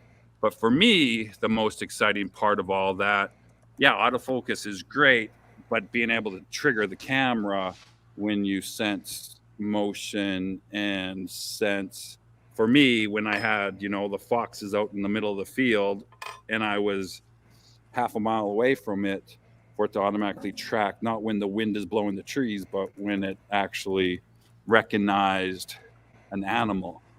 So that's all early. You said it. I know when you teased it, you said it's early phases, and it really is. It's really a skunkworks project that they're playing around with. But as we try to kill the more important bugs, that stuff gets pushed back. But Yeah, really, I wanted people to know that you guys are not just sitting around and just doing the same old, same old. You're looking everywhere and thinking everywhere. yeah, People absolutely, love that. absolutely, and that's what it's really important to us. And I think we actually put out on the sensor stitch line thing. I mean, we have to have the customers give us that feedback, and that stuff stops the train. So we're always working on stuff, but if one of you guys finds an anomaly that's more important, of course, all the engineers and all the mechanical engineers and all the product guys will drop everything and kind of attack that, which they've done, and then get back to kind of the fun stuff. So it's hard making stuff. We'll never make a perfect camera. We'll never make a perfect anything. So you're just in this constant kind of cycle of knocking down the bugs and then working on the new stuff. And it's impossible to put a date on any of that stuff because it's just so fluid. 08 wanted to know, he's mostly interested in the IO and lens mount options on the Raptor XL. The lens mount is obviously a little bit different. It's a little bit more traditional. You see a SDI port here, which really is good for EVFs or monitors that you want to use in addition to the normal top stuff. But that EVF has a little power port there too, so you can power that EVF or a SDI monitor. And then the in and outs it would take me half an hour to go through them all, but it is ample. And there's a little bit wider range of DC in for higher voltages too, if you're playing with 24 volts, or if you need a long run on a crane that you have voltage drops, so you can pump up the voltage a little bit more. And of course, the big V-lock to make people happy. Right. Ben is asking, will Vraptor have a gold mount as standard as an option at some point? I know adapters are an option. We need more. We will make anything as long as enough people sign up. And the problem with gold mount is mechanically it's arguably superior to V-lock, but outside of the US, just nobody really uses Anton Bauer for whatever reason. And for us to make it standard and not a module or adapter, as you can imagine, it's pretty expensive. So we have, I think we actually have a prototype of one, but to actually put it into production, we just need people to yell a little bit more. So if you want it, just yell a little bit more that you want, somebody should make a poll somewhere important, and we'll do it. We'll do it if enough people ask for it. Nick says he's already rented the Raptor twice and can't get enough, hoping to purchase one in January. Does Jared think the future... Go ahead. Go ahead. Sorry. That was the next question, but you were answering that. All right, well. Tommy wants to know, does Jared think the future RED cameras will use machine learning AI in camera for things like noise reduction? Well, noise reduction would be tougher raw. Yeah, that's, we kind of bypassed the whole noise reduction and sharpening and everything because of our compressed raw. You really don't want to add that in camera. And And I think all of that stuff, really, all the AI, and even on focus, when focus becomes a non-optical decision, I think it's better to do it in post, especially where the horsepower is. I mean, I think you're on the new MacBook. I'm on the new MacBook right now. And the power of that thing is just insane. And trust me, you know, for us to put that kind of power that this MacBook has inside the camera, it would just be too expensive for everybody. Right. So we kind of benefit, just like we did with since on the MacBook, does Red City X have more optimizations that can be made for the M1 Max or in Pro? Okay. Yeah, we're working with Apple right now. Engage, there's obviously metal is a big part of that. But you know, there's definitely a lot of optimization that can come on the Macs specifically. So they're working on that right now. For you know, everybody else, of course, is doing it. The native on the Apple chips, on the M1 chips, but there's still more, even on the native apps that Resolve uses. There's more that can be done. Nice. David says gold mount, and Nick says we use gold mount, and and then 08 says thanks, Jared. I think you sold a camera right now. There you go. Let's see, water cooled. Oh, what happened to Linus's water cooled red camera? What a mess. He put it back, and it worked. Yeah, I think it did work. That guy's crazy. I can tell you firsthand. Don't take apart a red camera. Let's see, makes sense. Let's see, making a poll, you say, Tim. Well, there we go. That's the guy to do it. That is the guy to do it, Tim. Gundu asking what about a Komodo XL? Oh, Bob. He either froze or was very stoic. Bob sees all. I can't answer that. Yeah, Bob's one of the right. Oh look! Oh man! Oh look at that! Wow, what's that? What's sad is I don't know if it's glitching for everybody else, but my internet is so bad I get to see a little bit of what Jared is. I think though, to the live stream, you guys are seeing it pristine, so you're getting to see more than I am. Oh, I hope I'm not. No, the glitching is with this method. It should be fine on the YouTube stream, and it's just me that's glitching. Oh, okay, good. Yeah, it's not you. Yeah, and I mean, you've kind of said it. Komodo, and I say it, and thank you for saying it too, is the Komodo was designed for that utilitarian use. Of course, everybody uses it for everything, which is awesome. So Komodo definitely is not a one-hit wonder. There'll be more from Komodo in the future. That's a great line. Nick says, does Jared have a Vraptor built out with the full production kit that he can show us? I have all the pieces on my table here.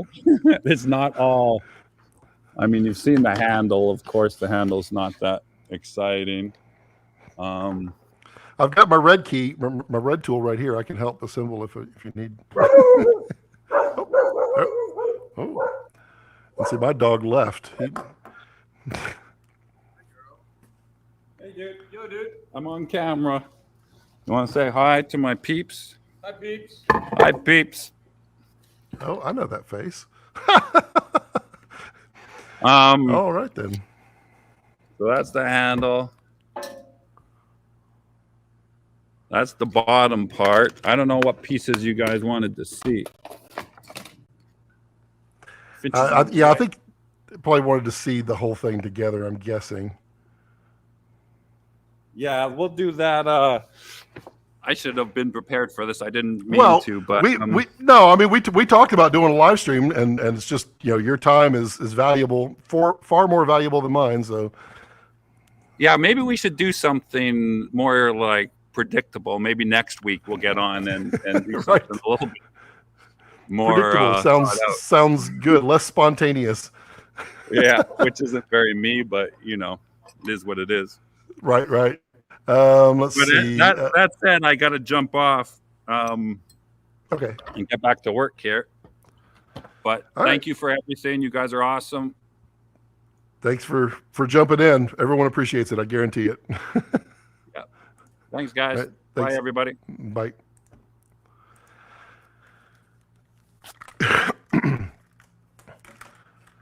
There we go. Okay, that was. Whew. I was leaning over the whole way because I'm gonna have to prepare ahead of time and get some headphones ready. But yeah, there we go. Let's see if I can run through these questions real quick. Really appreciate the transparency. I think it goes a long way in building confidence and relationships with the customer. That depends on the gear daily and make their living from it. Jeremy, yeah, you're right. That is one of the coolest things about Red. It's not just Jared. It's so many people at Red. Anybody that wants to get out there and they're in front of the customers and they're interacting, and it's one of the things I love. Plus, I mean, the president of Red just giving you information. That's cool. Let's see here. What are the limitations of having a no crop style Red camera like the Ursa 12K? Just curious if it's possible to make a Red cam that won't punch in. No. So Ian, I can answer that. The reason that Reds punch in is because they only capture RAW. They don't. That's why on ProRes, well, they do also capture ProRes. On ProRes, it doesn't punch in, but for raw data, you cannot sample a 8K and make it 4K. That is not raw. That is sampling. So therefore, the way to look at it is, can you reverse the process from post back to the way the original sensor captured it? And if you bake in debayering, like some manufacturers do, if you don't crop, then you cannot extrapolate it back to its original RAW. And that's why Red always punches in, when they're shooting on Red RAW. Are RF mount cine lenses with internal motors around the corner? I'm sure someone's going to do that. Canon. It's RF, so they're probably going to do something in that line. It would be interesting. Ask Jared if he knows when the top plate and battery plates will be releasing for the Vraptor. That I can't answer. He's gone. LOL. Haha. V Komodo. Komodo XL for the win. There you go. Patrick says, yeah, no copy frames, cool. Okay, because he was like black screening and glitching, and I kind of figured you guys were getting the full scoop. I saw a few things fly across there. Yeah, it's cool stuff. Komodo XL, interesting. Yeah, I like, what was his phrasing? His phrasing was, Komodo is not a one-hit wonder, I think is what he said. Maybe that's paraphrasing. Randy, hey Randy. Poll launched for G mounts. So out there in the Red Komodo users / also the Red Vraptors group on Facebook, there's probably polls. I guess you probably put it in the Vraptor one. So that's definitely more pertinent to Vraptor. It is absolutely pertinent to Vraptor. Hi. So go to the Vraptor group. If you would purchase, not you want to see them make one, because the best way to get Red is to give them some pretty firm committals. If 100 people are out there saying we will absolutely buy a gold mount if you make one, that's different than yes, we think Red should make one.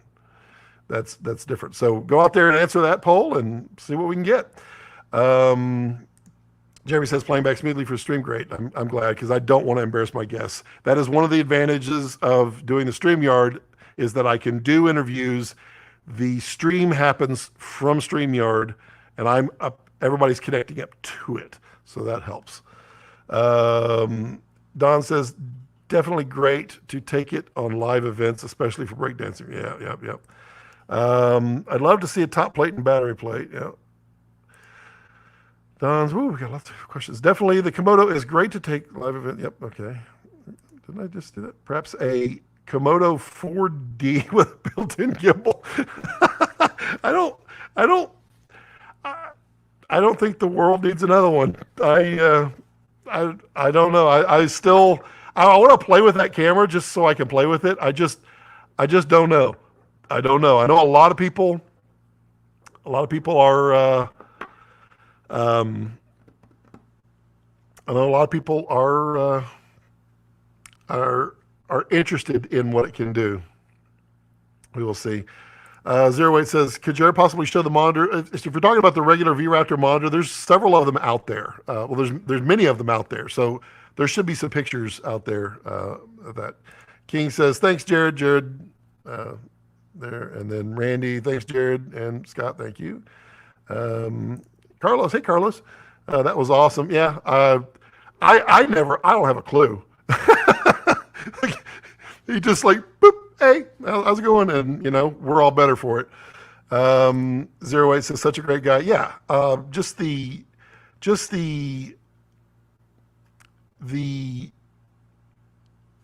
what's the word I'm looking for? Just not the realness, he's just a guy that wants to chat. I mean, that is the nature of the president of Red, and I love that. I just think it's cool. I dig it. Wow, there's so many comments. Tim says, wow, imagine a red lens mount, not to mention red cinema lens. They did that, King. they did red cinema glass. That was brief. Their red primes they're not bad. They're just Super 35. Was that a red logo on the sofa? I didn't see. I'll have to go back. The video will be out there. I gotta.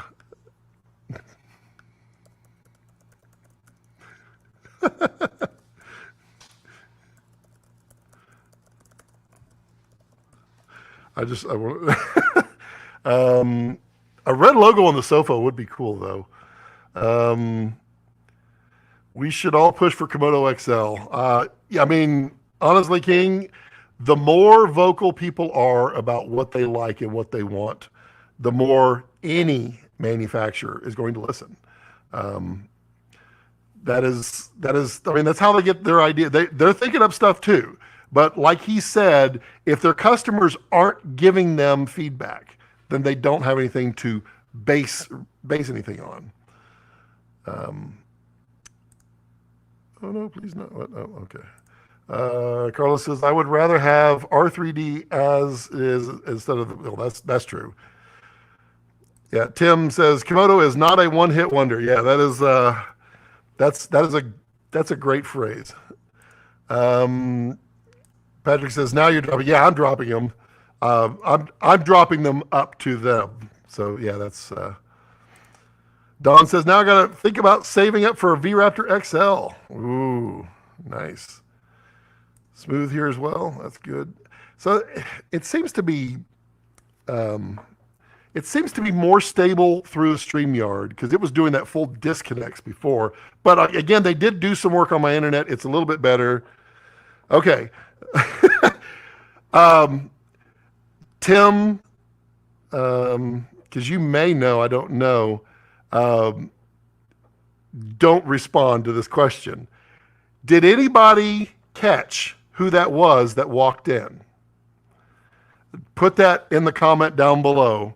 And those of you who absolutely know anything, like absolutely know, that's a horrible way to say it, but yeah. If you, yeah, Tim, don't answer. Let's see here. David says, hello, Scott, just getting in as usual. What's the word on your new Mac Pro? Waiting for your review. Dude, it is insanely powerful. Insanely powerful. I will say, Um, um, if you have to have the 14-inch, don't get the 32-core GPU. Get the 24-core because it doesn't have enough heat dissipation to handle the 32. Um, I want you guys to put your guesses in there as to who that was that walked in, because that was pretty cool. And he did say hi. Um, uh, let's see here. King says, agreed, done. Might skip Vraptor for the XL. See, to me, I mean, if you are in studio, Vraptor XL is going to be. I mean, if you're doing big studio stuff, it's going to be king. Me, I'm 100% about the compactness of the Vraptor myself. DJI 4D is not for me. I can't trade the R3D IPP workflow with this stuff. Yeah, I completely agree with it. Oh, Tim, you son of a gun. Stop it. I told you not to answer. Tim says, you are a beast. Great stream. Thanks, dude. Tim just can't leave it alone. Just can't leave it alone. On your sofa? Oh, back there? Oh, well, okay. So if y'all did not see the short that I put out that about red people, this is my red DP puppet. He's a fanboy. He's a fanboy. Yeah, I started doing those shorts and then I stopped them, and I need to continue doing them. Let's see, red glass was rehoused Sigma glass. Prime housings were done by Cook. There you go. V Komodo or Komodo XL. It would have to be a better sounding name, don't you think? Like, I would think they would continue to try to differentiate each camera. Ben says, got to run. Thanks for your time and feedback. Anytime. Oh, Gundu got it. Gundu got it before Tim. Yes, that was Brad Pitt. That was Brad Pitt walking in there.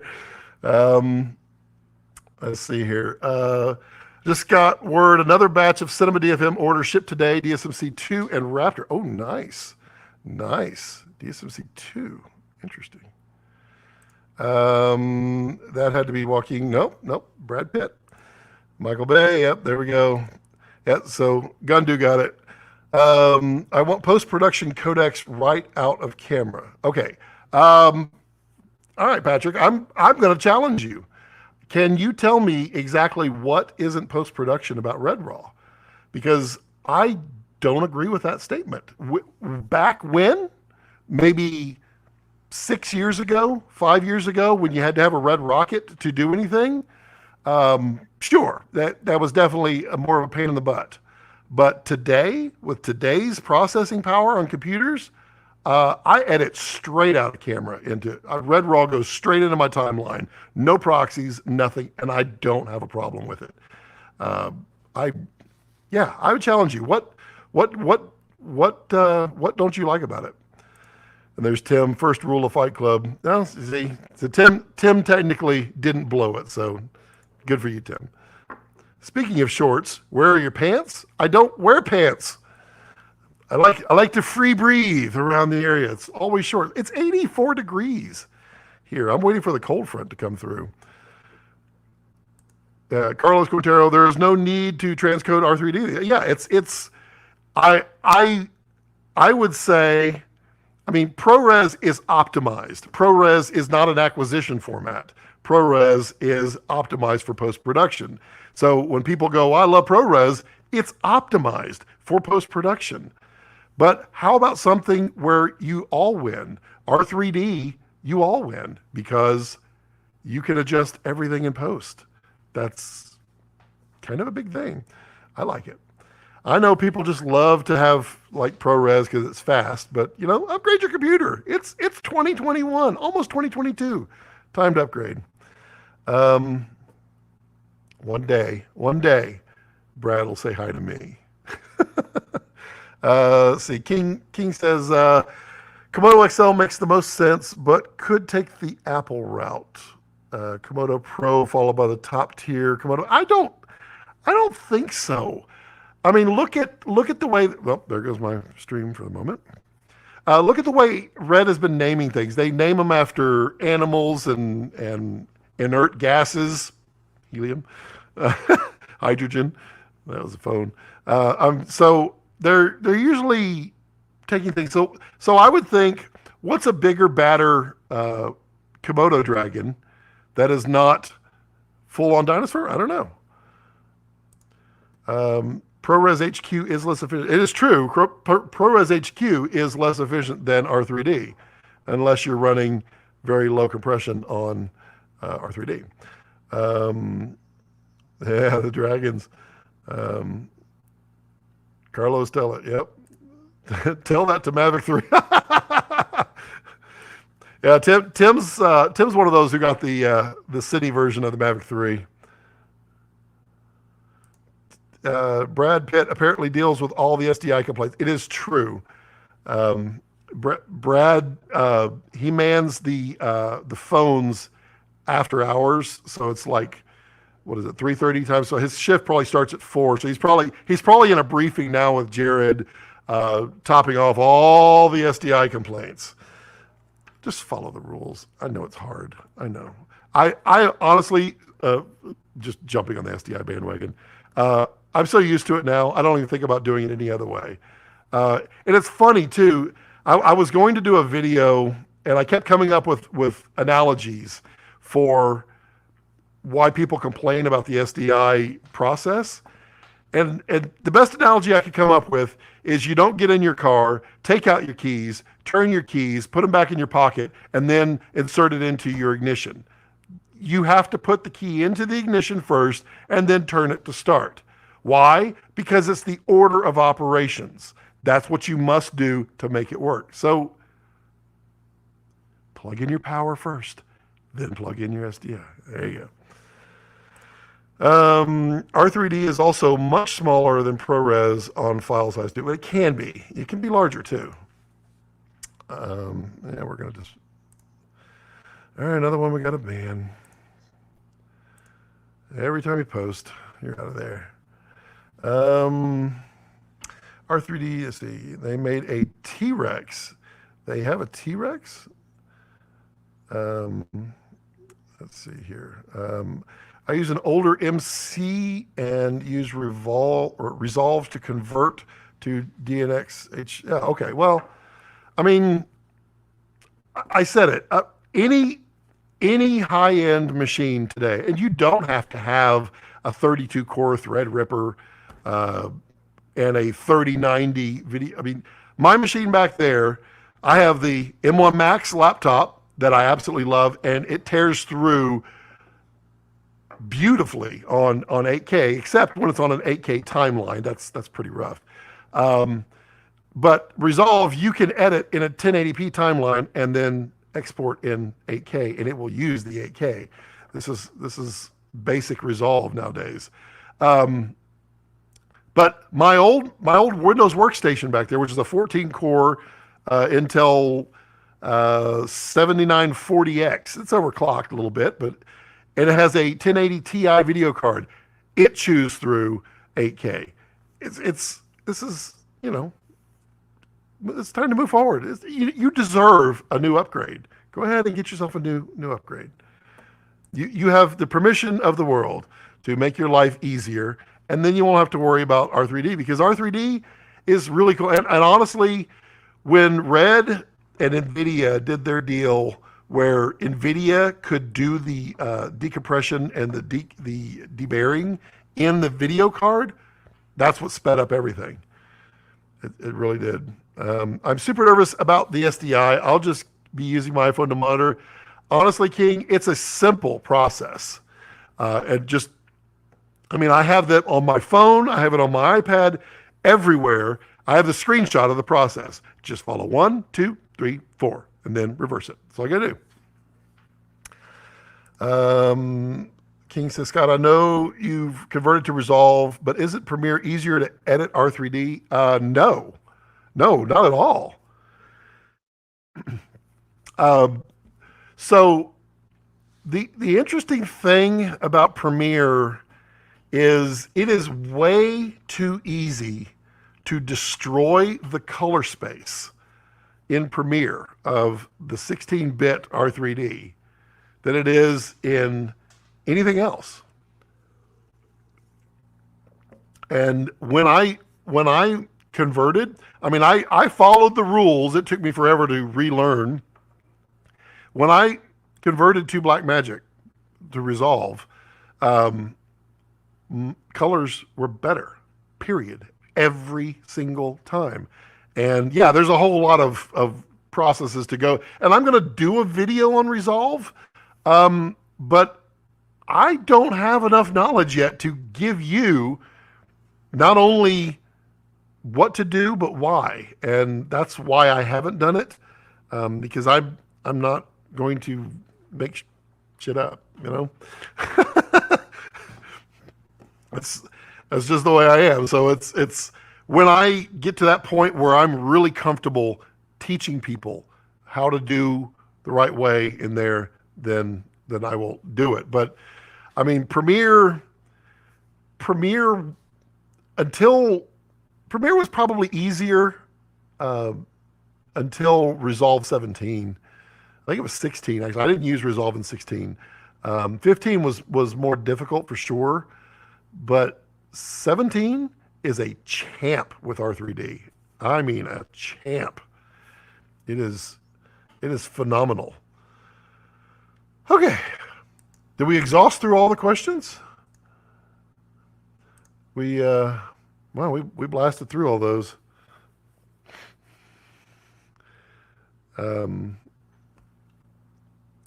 Please do R3D workflow vid for Resolve. I will. That is absolutely one of the things, because I know that like several people, I mean, a couple people have been on here that I helped through Premiere to get the color space right, because they got Komodo and the colors were coming out wonky, and it's because the color spaces were wrong. They were doing the workflow different, and Premiere didn't. Premiere for the longest time had it flipped too on Komodo. It was a pain in the rear. But now it's better, and yeah, I mean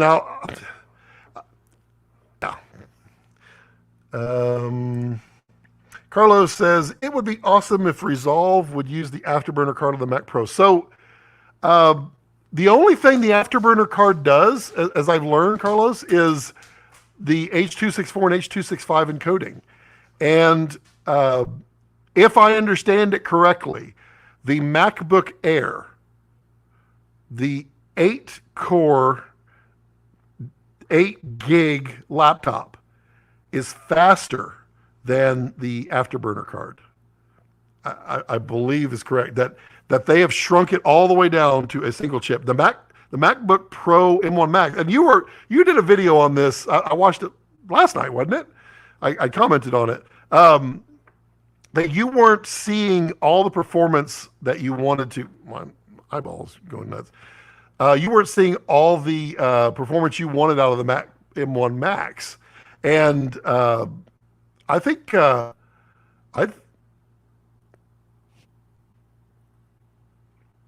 okay, that was an extra hair that was just poking me in the eyeball. That was. I think there's so much performance potential in there, and I think I think the Max over the Pro does differentiate itself, especially with the dual encoders. So you get dual H.265 encoders, and I mean, I exported out my 22-minute the 22-minute Vraptor review. I exported that in 5 minutes and 20 seconds. I mean, that's phenomenal. I loves it.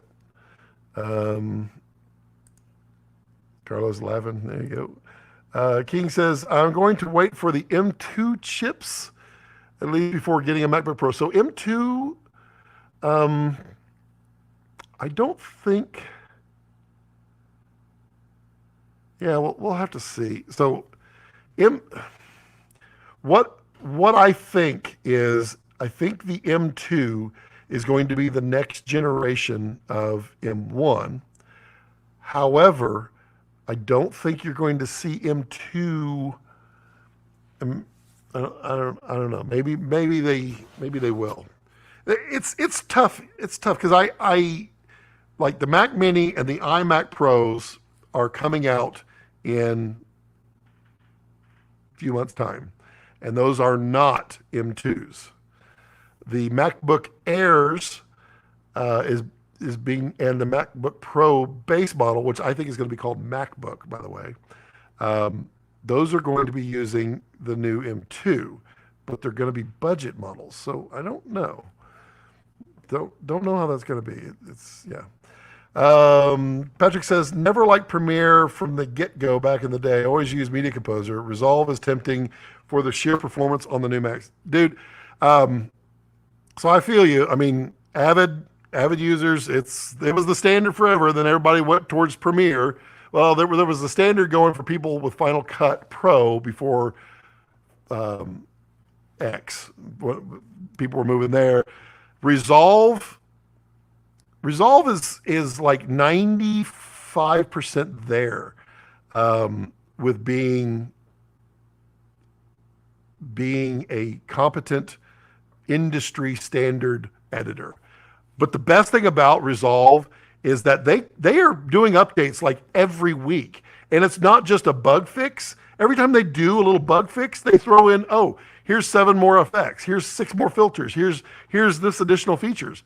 It's quite amazing how much Resolve has gotten. And like you say, with the new M1, they are M1 optimized. It is mind-bogglingly fast. And I'm with you. I've used Premiere since like the 90s. And I loved it because I was always used to it. I used Avid way back in the ABC News days. But it was faster than Premiere for sure, because it was optimized for that workflow. But now we don't need to worry about proxies. We're dealing with it less because we have so much horsepower, available to us. Back when Avid Media Composer was created, we were still using chyrons to put simple text on the screen. It was it was a long travel. So honestly, Patrick, give it a look. It's free. The pro version is better, but it's free, and it's pretty fast. So yeah. Carlos says, after more use, it is kicking my Mac Pro in the nuts. There are things, though, that the Mac Pro can still do. Like if you have the highest end graphics cards and you have the highest end CPU, then the Mac Pro can still outperform the M1 Max. And sometimes by 2 to 3 to 1. But for like 80% of what we do, the M1 Max does it in a laptop. And if anybody's looking to buy an Apple M1 laptop, no, I don't have an affiliate with Apple, but you can use my B&H link down below and order through them. Probably just as fast. Who knows? Looking to buy full-size gimbal, Ronin 2 Movi Pro, or wait for lighter weight Ronin 3. I like that the Movi is lighter, but the Ronin 2 is the industry standard. So Nick, I was one of the original Movi Pro owners, and it was good. I sold it literally when they came out with the new extra torque firmware. And the big thing with that was it just wasn't as capable as the Ronin 2. The Ronin 2 was just so much beefier and more adaptable that, it became the industry standard quickly. There will be a Ronin 3. It will happen. And when it's going to happen, stop buying the Ronin 2. That's what everybody says. If you want a Ronin 3, stop buying the Ronin 2, and they'll make the Ronin 3. Well, they've already made it. The Movi, Movi is a fine product, but to me, it was 70 to 80% of what the Ronin 2 was. And you just want that extra 20 to 30% sometimes. And so, yeah. King says DaVinci 17 is so much easier to use over Premiere, but there is no program that can replace After Effects. I've looked. You're right. Can't stop using Premiere. Completely dynamic link can't be beat. That is cool. Yeah, I mean, After Effects is a very, very mature program. It sucks on M1's Apple Silicon, though. But look at, they'll just completely escape my mind. Look at DaVinci's, what is it called? Oh my God, the little icon at the bottom. So they're getting really good at node-based effects. It's pretty interesting with Resolve. 08 says, bye Scott, here in Europe. It's 1 a.m. and I have to drive to France in 7 hours. Wish me luck. Be safe. Drive safe. Go get some sleep. Patrick says, M2 chips would be great in new Mac Pros. That would be good marketing segmenting, isn't it? No. My internet died there. So what's going to be in the Mac Pros is going to be a version of the M1 Max. So the M1 Max is 10 cores, 2 performance, or no, 2 efficiency, 8 performance, and 32 GPUs. So they're going to take 2 of those and put them together and create the mini version of the Pro, which will be 64 cores, able to do up to 128 gig of RAM, and it will have, and this is where several people and I differ. I don't think that they're going to have so many efficiency cores. I think they're going to go to 1 efficiency core per module. So there would be 2 modules that would give 2 efficiency cores, and then 16 performance cores. And then there's going to be, hold on, coffee there. Then they're going to take that and double it again. And that will give 128 cores of GPU, 256 gig of max RAM addressable, and it could give up to 40 cores. I think it's going to be 36 cores. I think it's going to be 32 performance cores and 4 efficiency cores. Other people think that it's going to be 8 efficiency cores and 32 performance cores. But that's where the Mac Pro is going to be, and then the Mac Pro Mini, which is going to be a non-expandable version of it. Yeah. See, Carlos said, my Movi had a drift problem that got under my skin. I mean, I don't think I've ever had a gimbal that didn't have a drift problem, so I get it. But I don't think any of them is perfect. Fusion, yes. Thank you, King. Yes. DaVinci Resolve Fusion. Fusion is pretty powerful nowadays. Bob's like, Fusion kicks ass. Yeah, Fusion is getting so good. And it is a learning curve. The node-based process. I like After Effects the way that you used it. But the node-based process in Resolve is pretty powerful. King says, Apple usually has Pro and Max for higher tier products. What will they name the Mac Pro's chip? The M1 Omnipotent? I think...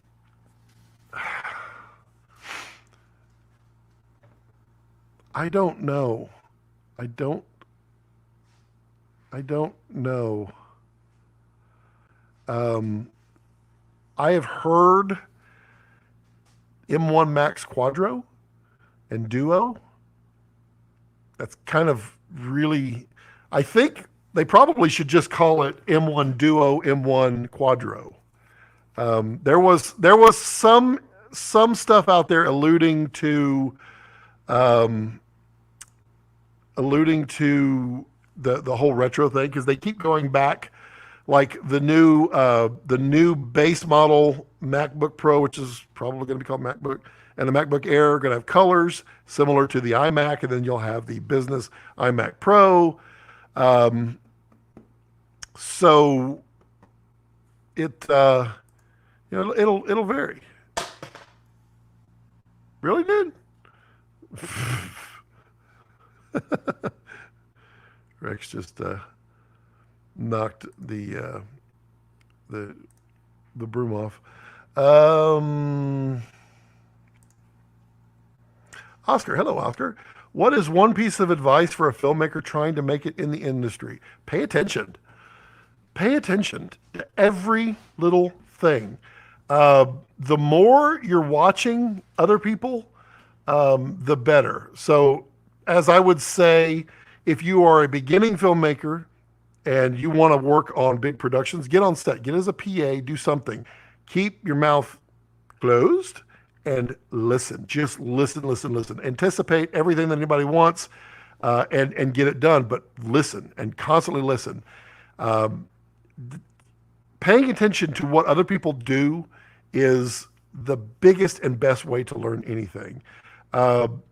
Another way as a filmmaker, I mean, YouTube is fantastic for learning because so many people now break down stuff and share, and it's amazing. But take your favorite movie, pause it, and look at the lighting. Try to figure out how they did it, and replicate it. Duplicate scenes. That's another great way as a filmmaker. Now, if you're not interested in being a DP and you're just interested in being a filmmaker, like telling stories, focus on stories. Stories are everything. So do your stories, make your story sell. Then try to visually represent that story the best way possible. That's probably the best advice. Never stop learning. And now here's the best way to sum up the best advice for a beginning filmmaker. You can learn at least one thing from every person you meet. Even if it's the wrong thing to do, you can learn not to do that. But never not pay attention to everybody. Fusion, yep. Carlos says, have you tried the new beta firmware for Komodo Thoughts? Yes, I have. I use it. I got my time-lapse now. What I don't like is I don't have all my time-lapse options there yet. And the reason is like Vraptor and Komodo are different animals. They're all new tech, but there's so much more ability in Vraptor versus Komodo that what you can do on one, you can't just necessarily bring it down to Komodo. So one of the things like I was asking about was the frame rates in time-lapse mode, because I love 1 and 2 frames a second. And I also like my 180-degree shutter. And there's a whole lot of math and programming that has to take place in order for each frame rate and each shutter speed to work in there. So I like it. I've heard there's some bugs with ProRes. I don't ever, maybe 1% of the time, shoot ProRes on these. So I don't really know. But I've heard that there's some bugs. Other than that, it works fine for me. I like it. I digs it. And I definitely love the time-lapse mode, even though it's only 4 frames a second right now. Node-based effects is an old, great concept. Yeah, I mean, it's not new, but it's literally how they had to do it originally. I learned at the back of the day of SGI02. Oh my God, man, you're taking me back. Silicone graphics. Oh, we had an Oxygen at ABC. That's what we used. O2. Don't remember the software name. What was it called back then? What, Maya? No, Maya.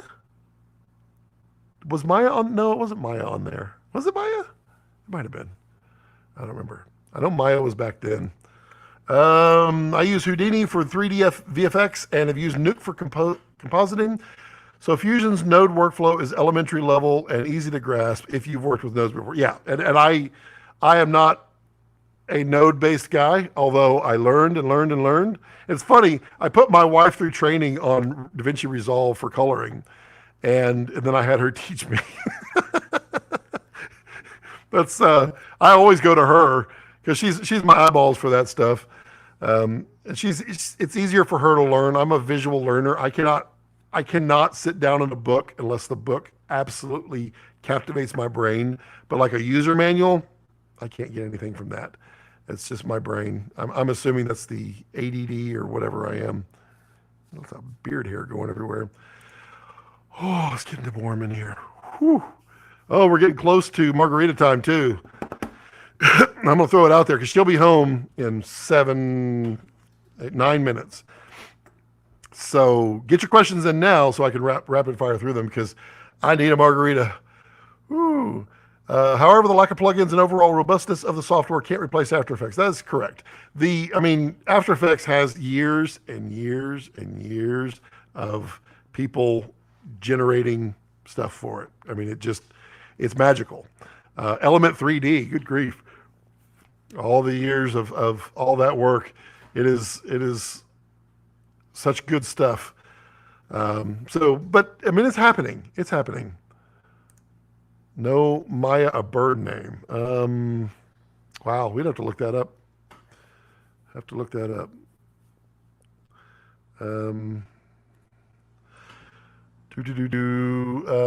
What are your thoughts on the Komodo being the first pro-consumer cinema camera? I don't think that's right.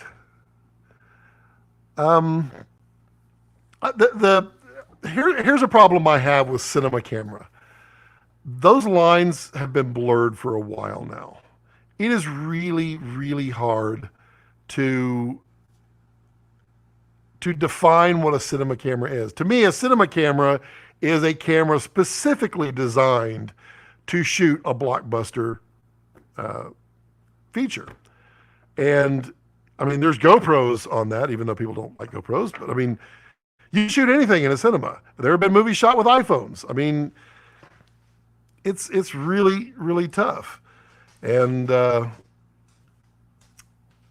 yeah. I wouldn't call it a pro-consumer cinema camera. I mean, it's an action camera. It's designed to be an action camera. It just happens to do a bunch of other things. If anything, I would say that the Raven was more in line with the consumer cinema camera because it was sold at Apple. Tommy says, speaking of software, are you going to try Unreal and virtual camera setups? Ryan Connolly Film Riot put out a good video. Yeah, I've been watching theirs. I do want to try it. My problem is I cannot create the environment. So I would need to be working with someone who's building a background for it. I would love to play with it. I think that virtual stuff is going to be cool. And anybody who doesn't know, follow Matt Workman on his YouTube channel. He's way out there, way ahead of the game in getting this stuff working. Carlos said, we had a margarita lunch today. I have a very special recipe. It's very, very good. Philip Grossman says, why a yellow shirt? I'm Big Bird. No, it was the next shirt in my closet. The clean shirts go behind, and then they push forward or rotate, kind of like fresh lettuce. You know, you keep the fresh stuff, or keep the older stock up front, and I grabbed the yellow shirt. Why? What is wrong with my yellow shirt? What? Now you're going to make me subconscious about yellow. I think yellow looks good. Grossman. Preston. Hello, Preston. How are you, buddy? I was literally thinking about you last night. Yes, I was just thinking about you, Preston. No, I was thumbing through YouTube, and there was some YouTube channel, and I think it was a gamer channel or whatever, and they said Canuck, and it was like the Canuck Gaming or whatever, and I remembered the first time I talked to you in person, and I asked you, I was like, is it Canuck or Canuck? And you looked at me like. And I literally thought of you. It just brought back memories right then and there. Oh man, I miss you, bro. I miss those tacos, but you're in Canada now, so I have to come say hi in Canada. Bob Gundo, Gundo, yeah, you can be Gundo Calrissian. DVX 100 was the first in my. Yeah. I think that's probably the fair statement. That's definitely better. I mean, this guy was out before the original one of these was out before the DVX, was it not? But this didn't have 24p until after the DVX did. Yeah, I think DVX is probably the first one. Let's see here. King says pro consumer camera includes iPhone 13 Max. You're not wrong. Oscar, what made you start up a YouTube channel? Honestly, it gave me a reason to create stuff, to practice everything that I do while I'm not working, and to share everything that I learn. Because like literally every time on set, I'm learning something new. Even if I am the person on set, you're learning a situation that you wouldn't have thought you would be in, and you're problem solving. And everything that I learn, I share back. And I do the community. This is a community. It's not me preaching to you. I mean, I'm the only one on the camera right now when we don't have guests on, but I mean, it's just me getting people talking and having great conversations and, you know, just being crazy and funny. And yeah, that was another reason I wanted a way for people to laugh at me. What scotch are we going to drink, Tommy? We are going to drink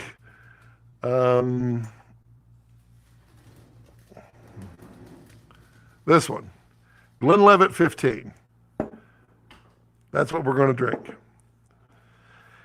Ari, what's up? Scoot. Jeff, how are you, buddy? And just got off work. Glad to see you streaming again. Yeah, well, the internet seems to be smiling upon me right now. It's been touch and go, but I mean, if you didn't catch it, y'all might want to go back and watch. We had Jared Land on here. We had Brad Pitt on here. I'm not kidding. King says, Scott, more people are joining these streams since you are going to be doing 3 to 4 hour streams. I recommend you bring your water infused with... Yeah, I can't do any of that stuff. My brain does not process that stuff well. What made you pick up a camera for the first time? My first camera was a Stay Dog. My first camera.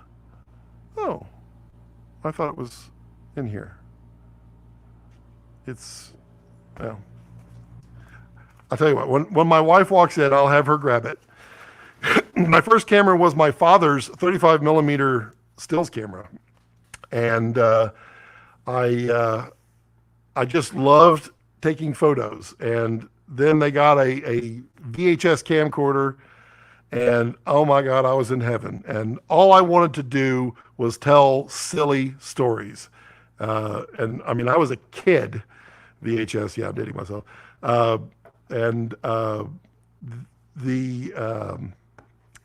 have 2 of them up there too. We're going to be doing a all multicam live stream with VHS camcorders. That's coming. They're up there. I've been slowly acquiring working models.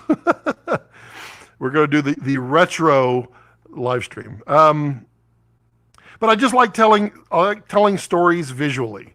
And I liked how a composition could change the emotion of anything.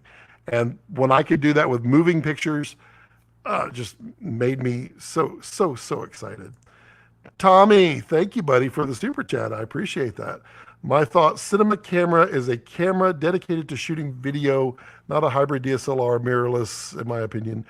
I mean, Act of Valor was shot on the Canon 5D Mark III or II.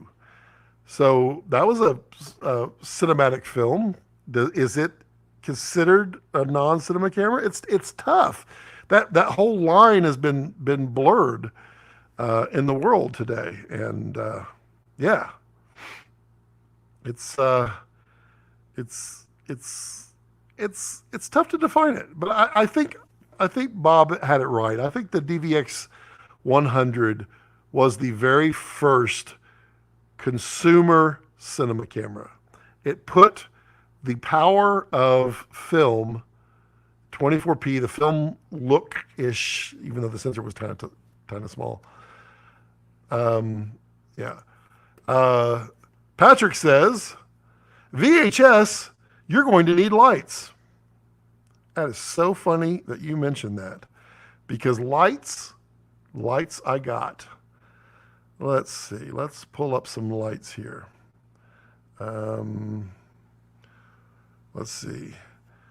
We are at 19%. You think that'll be enough? Should be enough, shouldn't it? I think that'll be enough. That's through 2 layers of diffusion. Yeah, I think we'll be okay with lights. I could definitely crank up the light. All these lights are way down anyway. Patrick smiling. Yep. Oscar says, what are some of your favorite directors or DPs? I mean, I am a Spielberg nut. Well, his original stuff. I mean, Close Encounters of the Third Kind was one of my favorite of all time movies. Just the way that story was told was completely inspirational. I Deacons, I love. See, you asked me for names, and now I can't give you any names. The Social Network, what's his name? God, I'm such a bad person. Now I'll never be able to get him on here because he'll be like, you don't remember my name. He doesn't talk like that. But Fincher. I love Fincher. I love the way he looks at it. I like what's his name? Boogie Nights. I like the way he does stuff. There's a lot. There's a lot. I like those. Oh, and then Nolan, Christopher Nolan. I do enjoy Christopher Nolan. It seems like initially a cinema camera was defined as a camera that had a larger sensor, such as a Super 35 versus a half or 2/3. Cinema camera originally it had to shoot 24p until the DVX came out. And then literally they said, oh, no, that's not going to give you that Super 35 look because it has a 1/4-inch sensor on it. So it also has to have Super 35. So it's a moving target because they didn't want it encroaching on film. But the funny thing is, it not only encroached on film, it replaced film. I mean, look how I mean, most everything is shot on digital today. Why? Because it's easy, it's fast, and it's budget. For purposes of the original question, yeah, okay, fair enough. Have you seen Casey Neistat's new filmmaking course? Looks pretty cool. I have seen his video, which I thought was funny that he's gone for so long to make a filmmaking course. Now, what I think of Casey's course, I haven't taken the course. I have not seen the course. Casey, to me, can't teach you how to light. He can't teach you how to block. He can't teach you, well, he can teach you how to block. He's not bad at that. He can't, what he's good at is visually telling a story, which is filmmaking. But it's not all of filmmaking. So I think it would probably be better, and someone who takes his course can tell me later that I was wrong or right. It would be better for him to name his course visual storytelling as opposed to filmmaking, because I have to put lighting in there with filmmaking, and audio it has to be in there, and music has to be in there. He was good with music. He was okay with audio, but I mean, what he was really, really good at, what Casey could do that most people could not, and I tried myself, is he had the ability to pick up stories and storylines, and he mapped out every single thing he was going to do ahead of time so that he could pick it up in a different location and continue on the story. I don't process data that way in my brain. I am off the cuff. So it is really hard when I do a script. It's really hard for me to write a script. It's just really hard. I think it could teach a lot of people how to tell stories better. So for that, probably. Does the XL1 predate the DVX? The XL1 had 24. The original XL1 did not have. The XL1S had 24 frames a second, but it was a trickery in that it used 2 interlaced frames and created a progressive version of it. The XL2 had actual progressive 24p. So the XL1 predated the DVX, but it did not have 24p. So technically, by that definition, it was not a cinema camera. But they did have a cinema lens for the XL1. I had that lens. Spent a lot of money on that XL1. Good night, Scott. It's margarita refill time around here. Thanks for sharing so much knowledge and time. Carlos, thanks for dropping by. And keep doing your channel, dude. I enjoyed it. You've got more subscribers than I do, too, don't you? And let's see. You're exactly right. Scott is a moving target. I will have to get an Ariflex 16 for decoration. Good talking point piece. Oh, well, I mean, I got my 8mm, and it does work. That is a working 8mm, and I have a lot of 8mm film that I haven't shot yet. Oscar says, thoughts on crypto? I'm not. Yes, I want a margarita. I am not a crypto person. Basically, if you want investment advice from me, do exactly the opposite of whatever I tell you to do as far as investing. I don't know about crypto. I don't know. Hey, Scott. Hey, Clayton. Thanks again, Clayton, for being an associate producer, channel member. He's a master supporter. Appreciate you. Really helping out. Sorry for joining the lake. I'll catch up listening at the gym tonight. Clayton, you're going to want to watch this one. We had Jared Land on here and another person. Let's see here. Tommy says, I own the original XL1, and it did have the same mode you mentioned on the XL1S. I'll fire that one up. Not today. That's the original XL1. I'll fire it up. I'm pretty sure only the XL1S had the 24p. Primes versus zooms. Depends on how you're shooting. Yeah, just go for it. I know. She's about to fire up my margarita, so it's going to get loud. I rock zooms on my Komodo all the time because it's fast, and this is literally how I'm shooting it. I'm rocking my finger, getting the focus, and I'm zooming with my thumb, and that's how I'm shooting Komodo. Normally the monitor is up, but yeah. I rock zooms a lot. Primes have a purpose. Primes make you a better filmmaker, but zooms make you a faster filmmaker. Does the M1 Max color grade 6K Komodo easily? Can you do complex grades in real time? Yes, you can. Yes, 6K, just choose through it. The M1 Pro is pretty good with it, but I would still recommend the Max for that. And yeah, it's really good with color grading. Bob says, thanks, dude. Thanks, Bob. Your thought on the 35mm film scanner from Blackmagic? I don't have any knowledge on it at all. A person to ask would be Phil Holland, and he might be lurking out here. He's probably not, because I'm sure he usually sits back in the back and is like, nope, I got to correct him. I got to make sure the right information is out there, which we definitely appreciate, actually. He would be far more apt to know. All right, here comes the loudness. Everybody look at yourselves for a moment.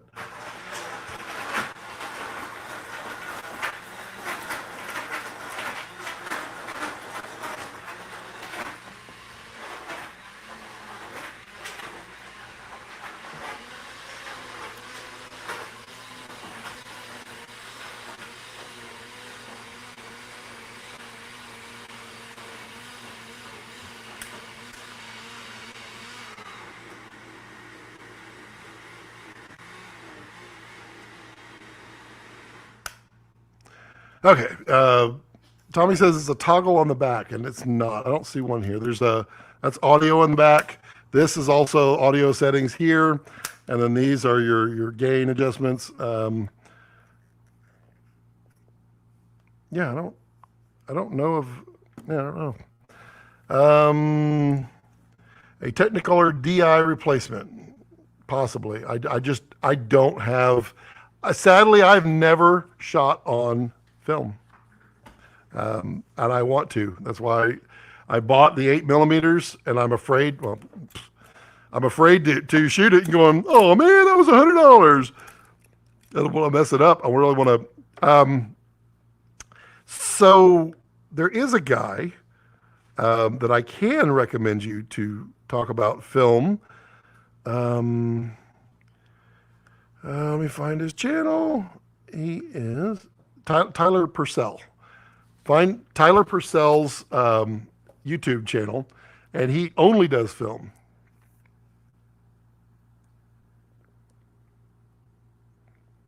He didn't do it very good.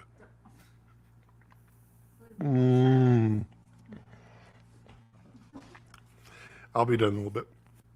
Not too long. It's too hot in here. Tommy says, thanks so much for doing this, man. You're the best. Well, thanks, Tommy. Appreciate you. Oscar says, Scott, thank you for everything you do. Learned a lot from your channel when I got my Komodo. I appreciate it a lot. Oscar, it's literally meeting people like you and having conversations. This is one of the reasons I do it. It's just, I love sharing. It's just so much fun. Fight More says, got to get back to work, Scott. Great content tonight as usual. Can't wait to send you some video pics from Moab. Do it. Watch my video. Watch,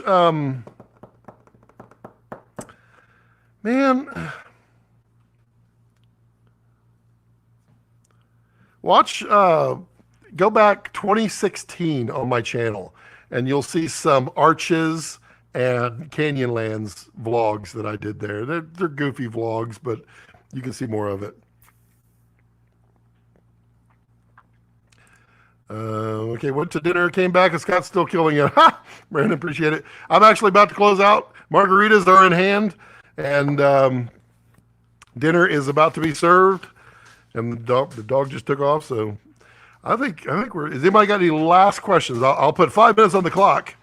Can I put a clock up? That would be cool if I could. What does that do? I don't want to touch that button.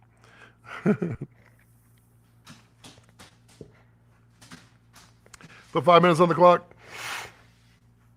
Tommy says, go hang with the fan, man. I have a feeling this is going to be a busy weekend for you. You're right about that. Could you give me some constructive criticism on recent film I've done? I promise it's short. I can't do it on here. If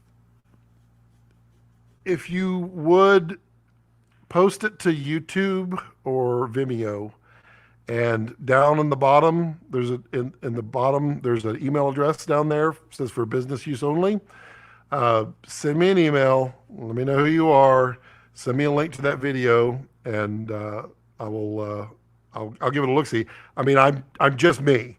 I've not shot major motion pictures or anything like that. I do commercial motion control and this stuff. So I'll give you my 2 cents. But yeah. All right. Any other last peoples? Last chance to throw that super chat out there. Wait, I have a banner for that. Large super chats get 1 minute of pure and vocal adoration. Yeah.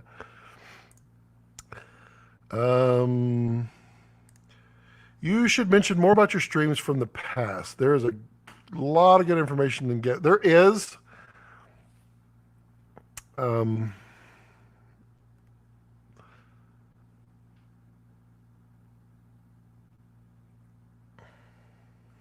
Did I see this? Instagram. Hold on.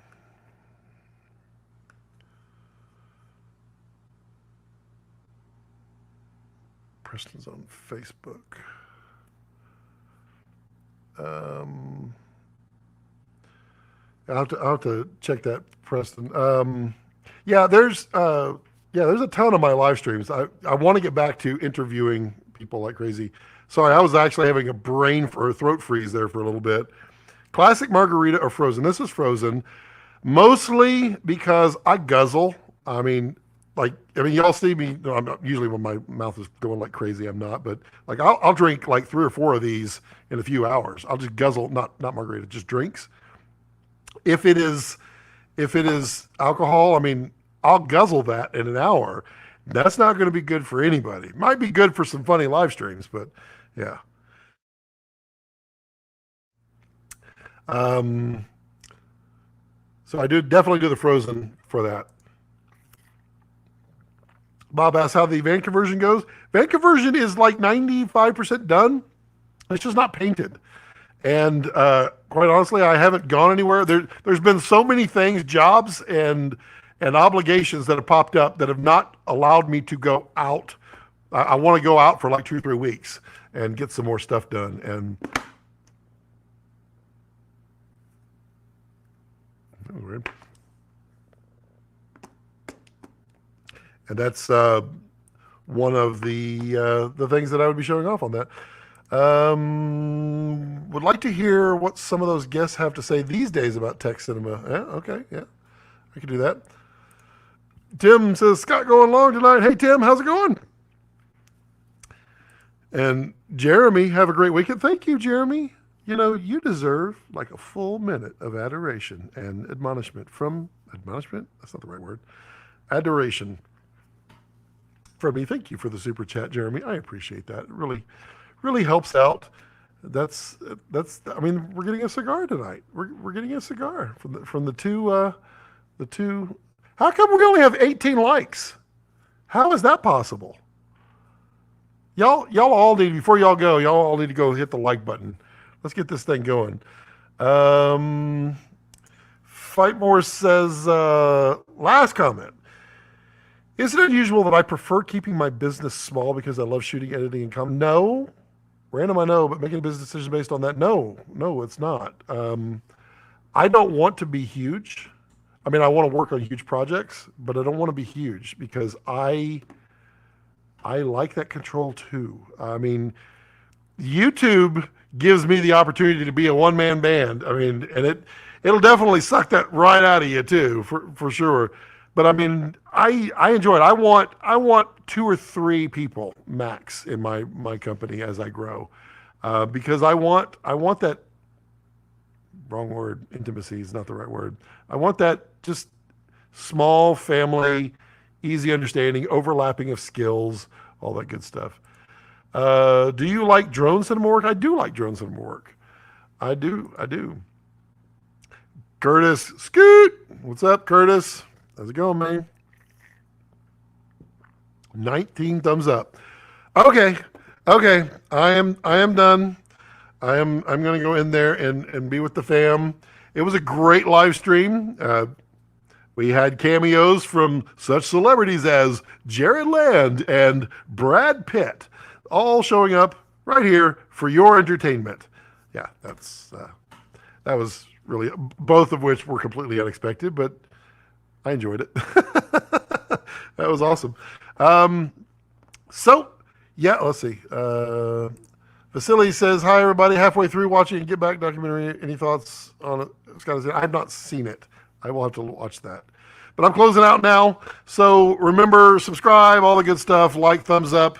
Support me any way you can. B&H Photo, link down below. Affiliate, great. If you're buying anything Kessler, like the new roll axis, use the affiliate link. It helps. Every little Amazon down below. All of it helps the channel and, helps me make great content and all that good stuff. Thank you all for joining and, being you in the almost 3 hours that we've gone. I've missed my buddy Ollie. Ollie's not here. He's usually our official time observer, but it's great stuff. And thank you all. And as always, as I like to leave it, don't let your passions center around your life. Let your life center around your passions. And your margarita. Y'all have a great, great weekend.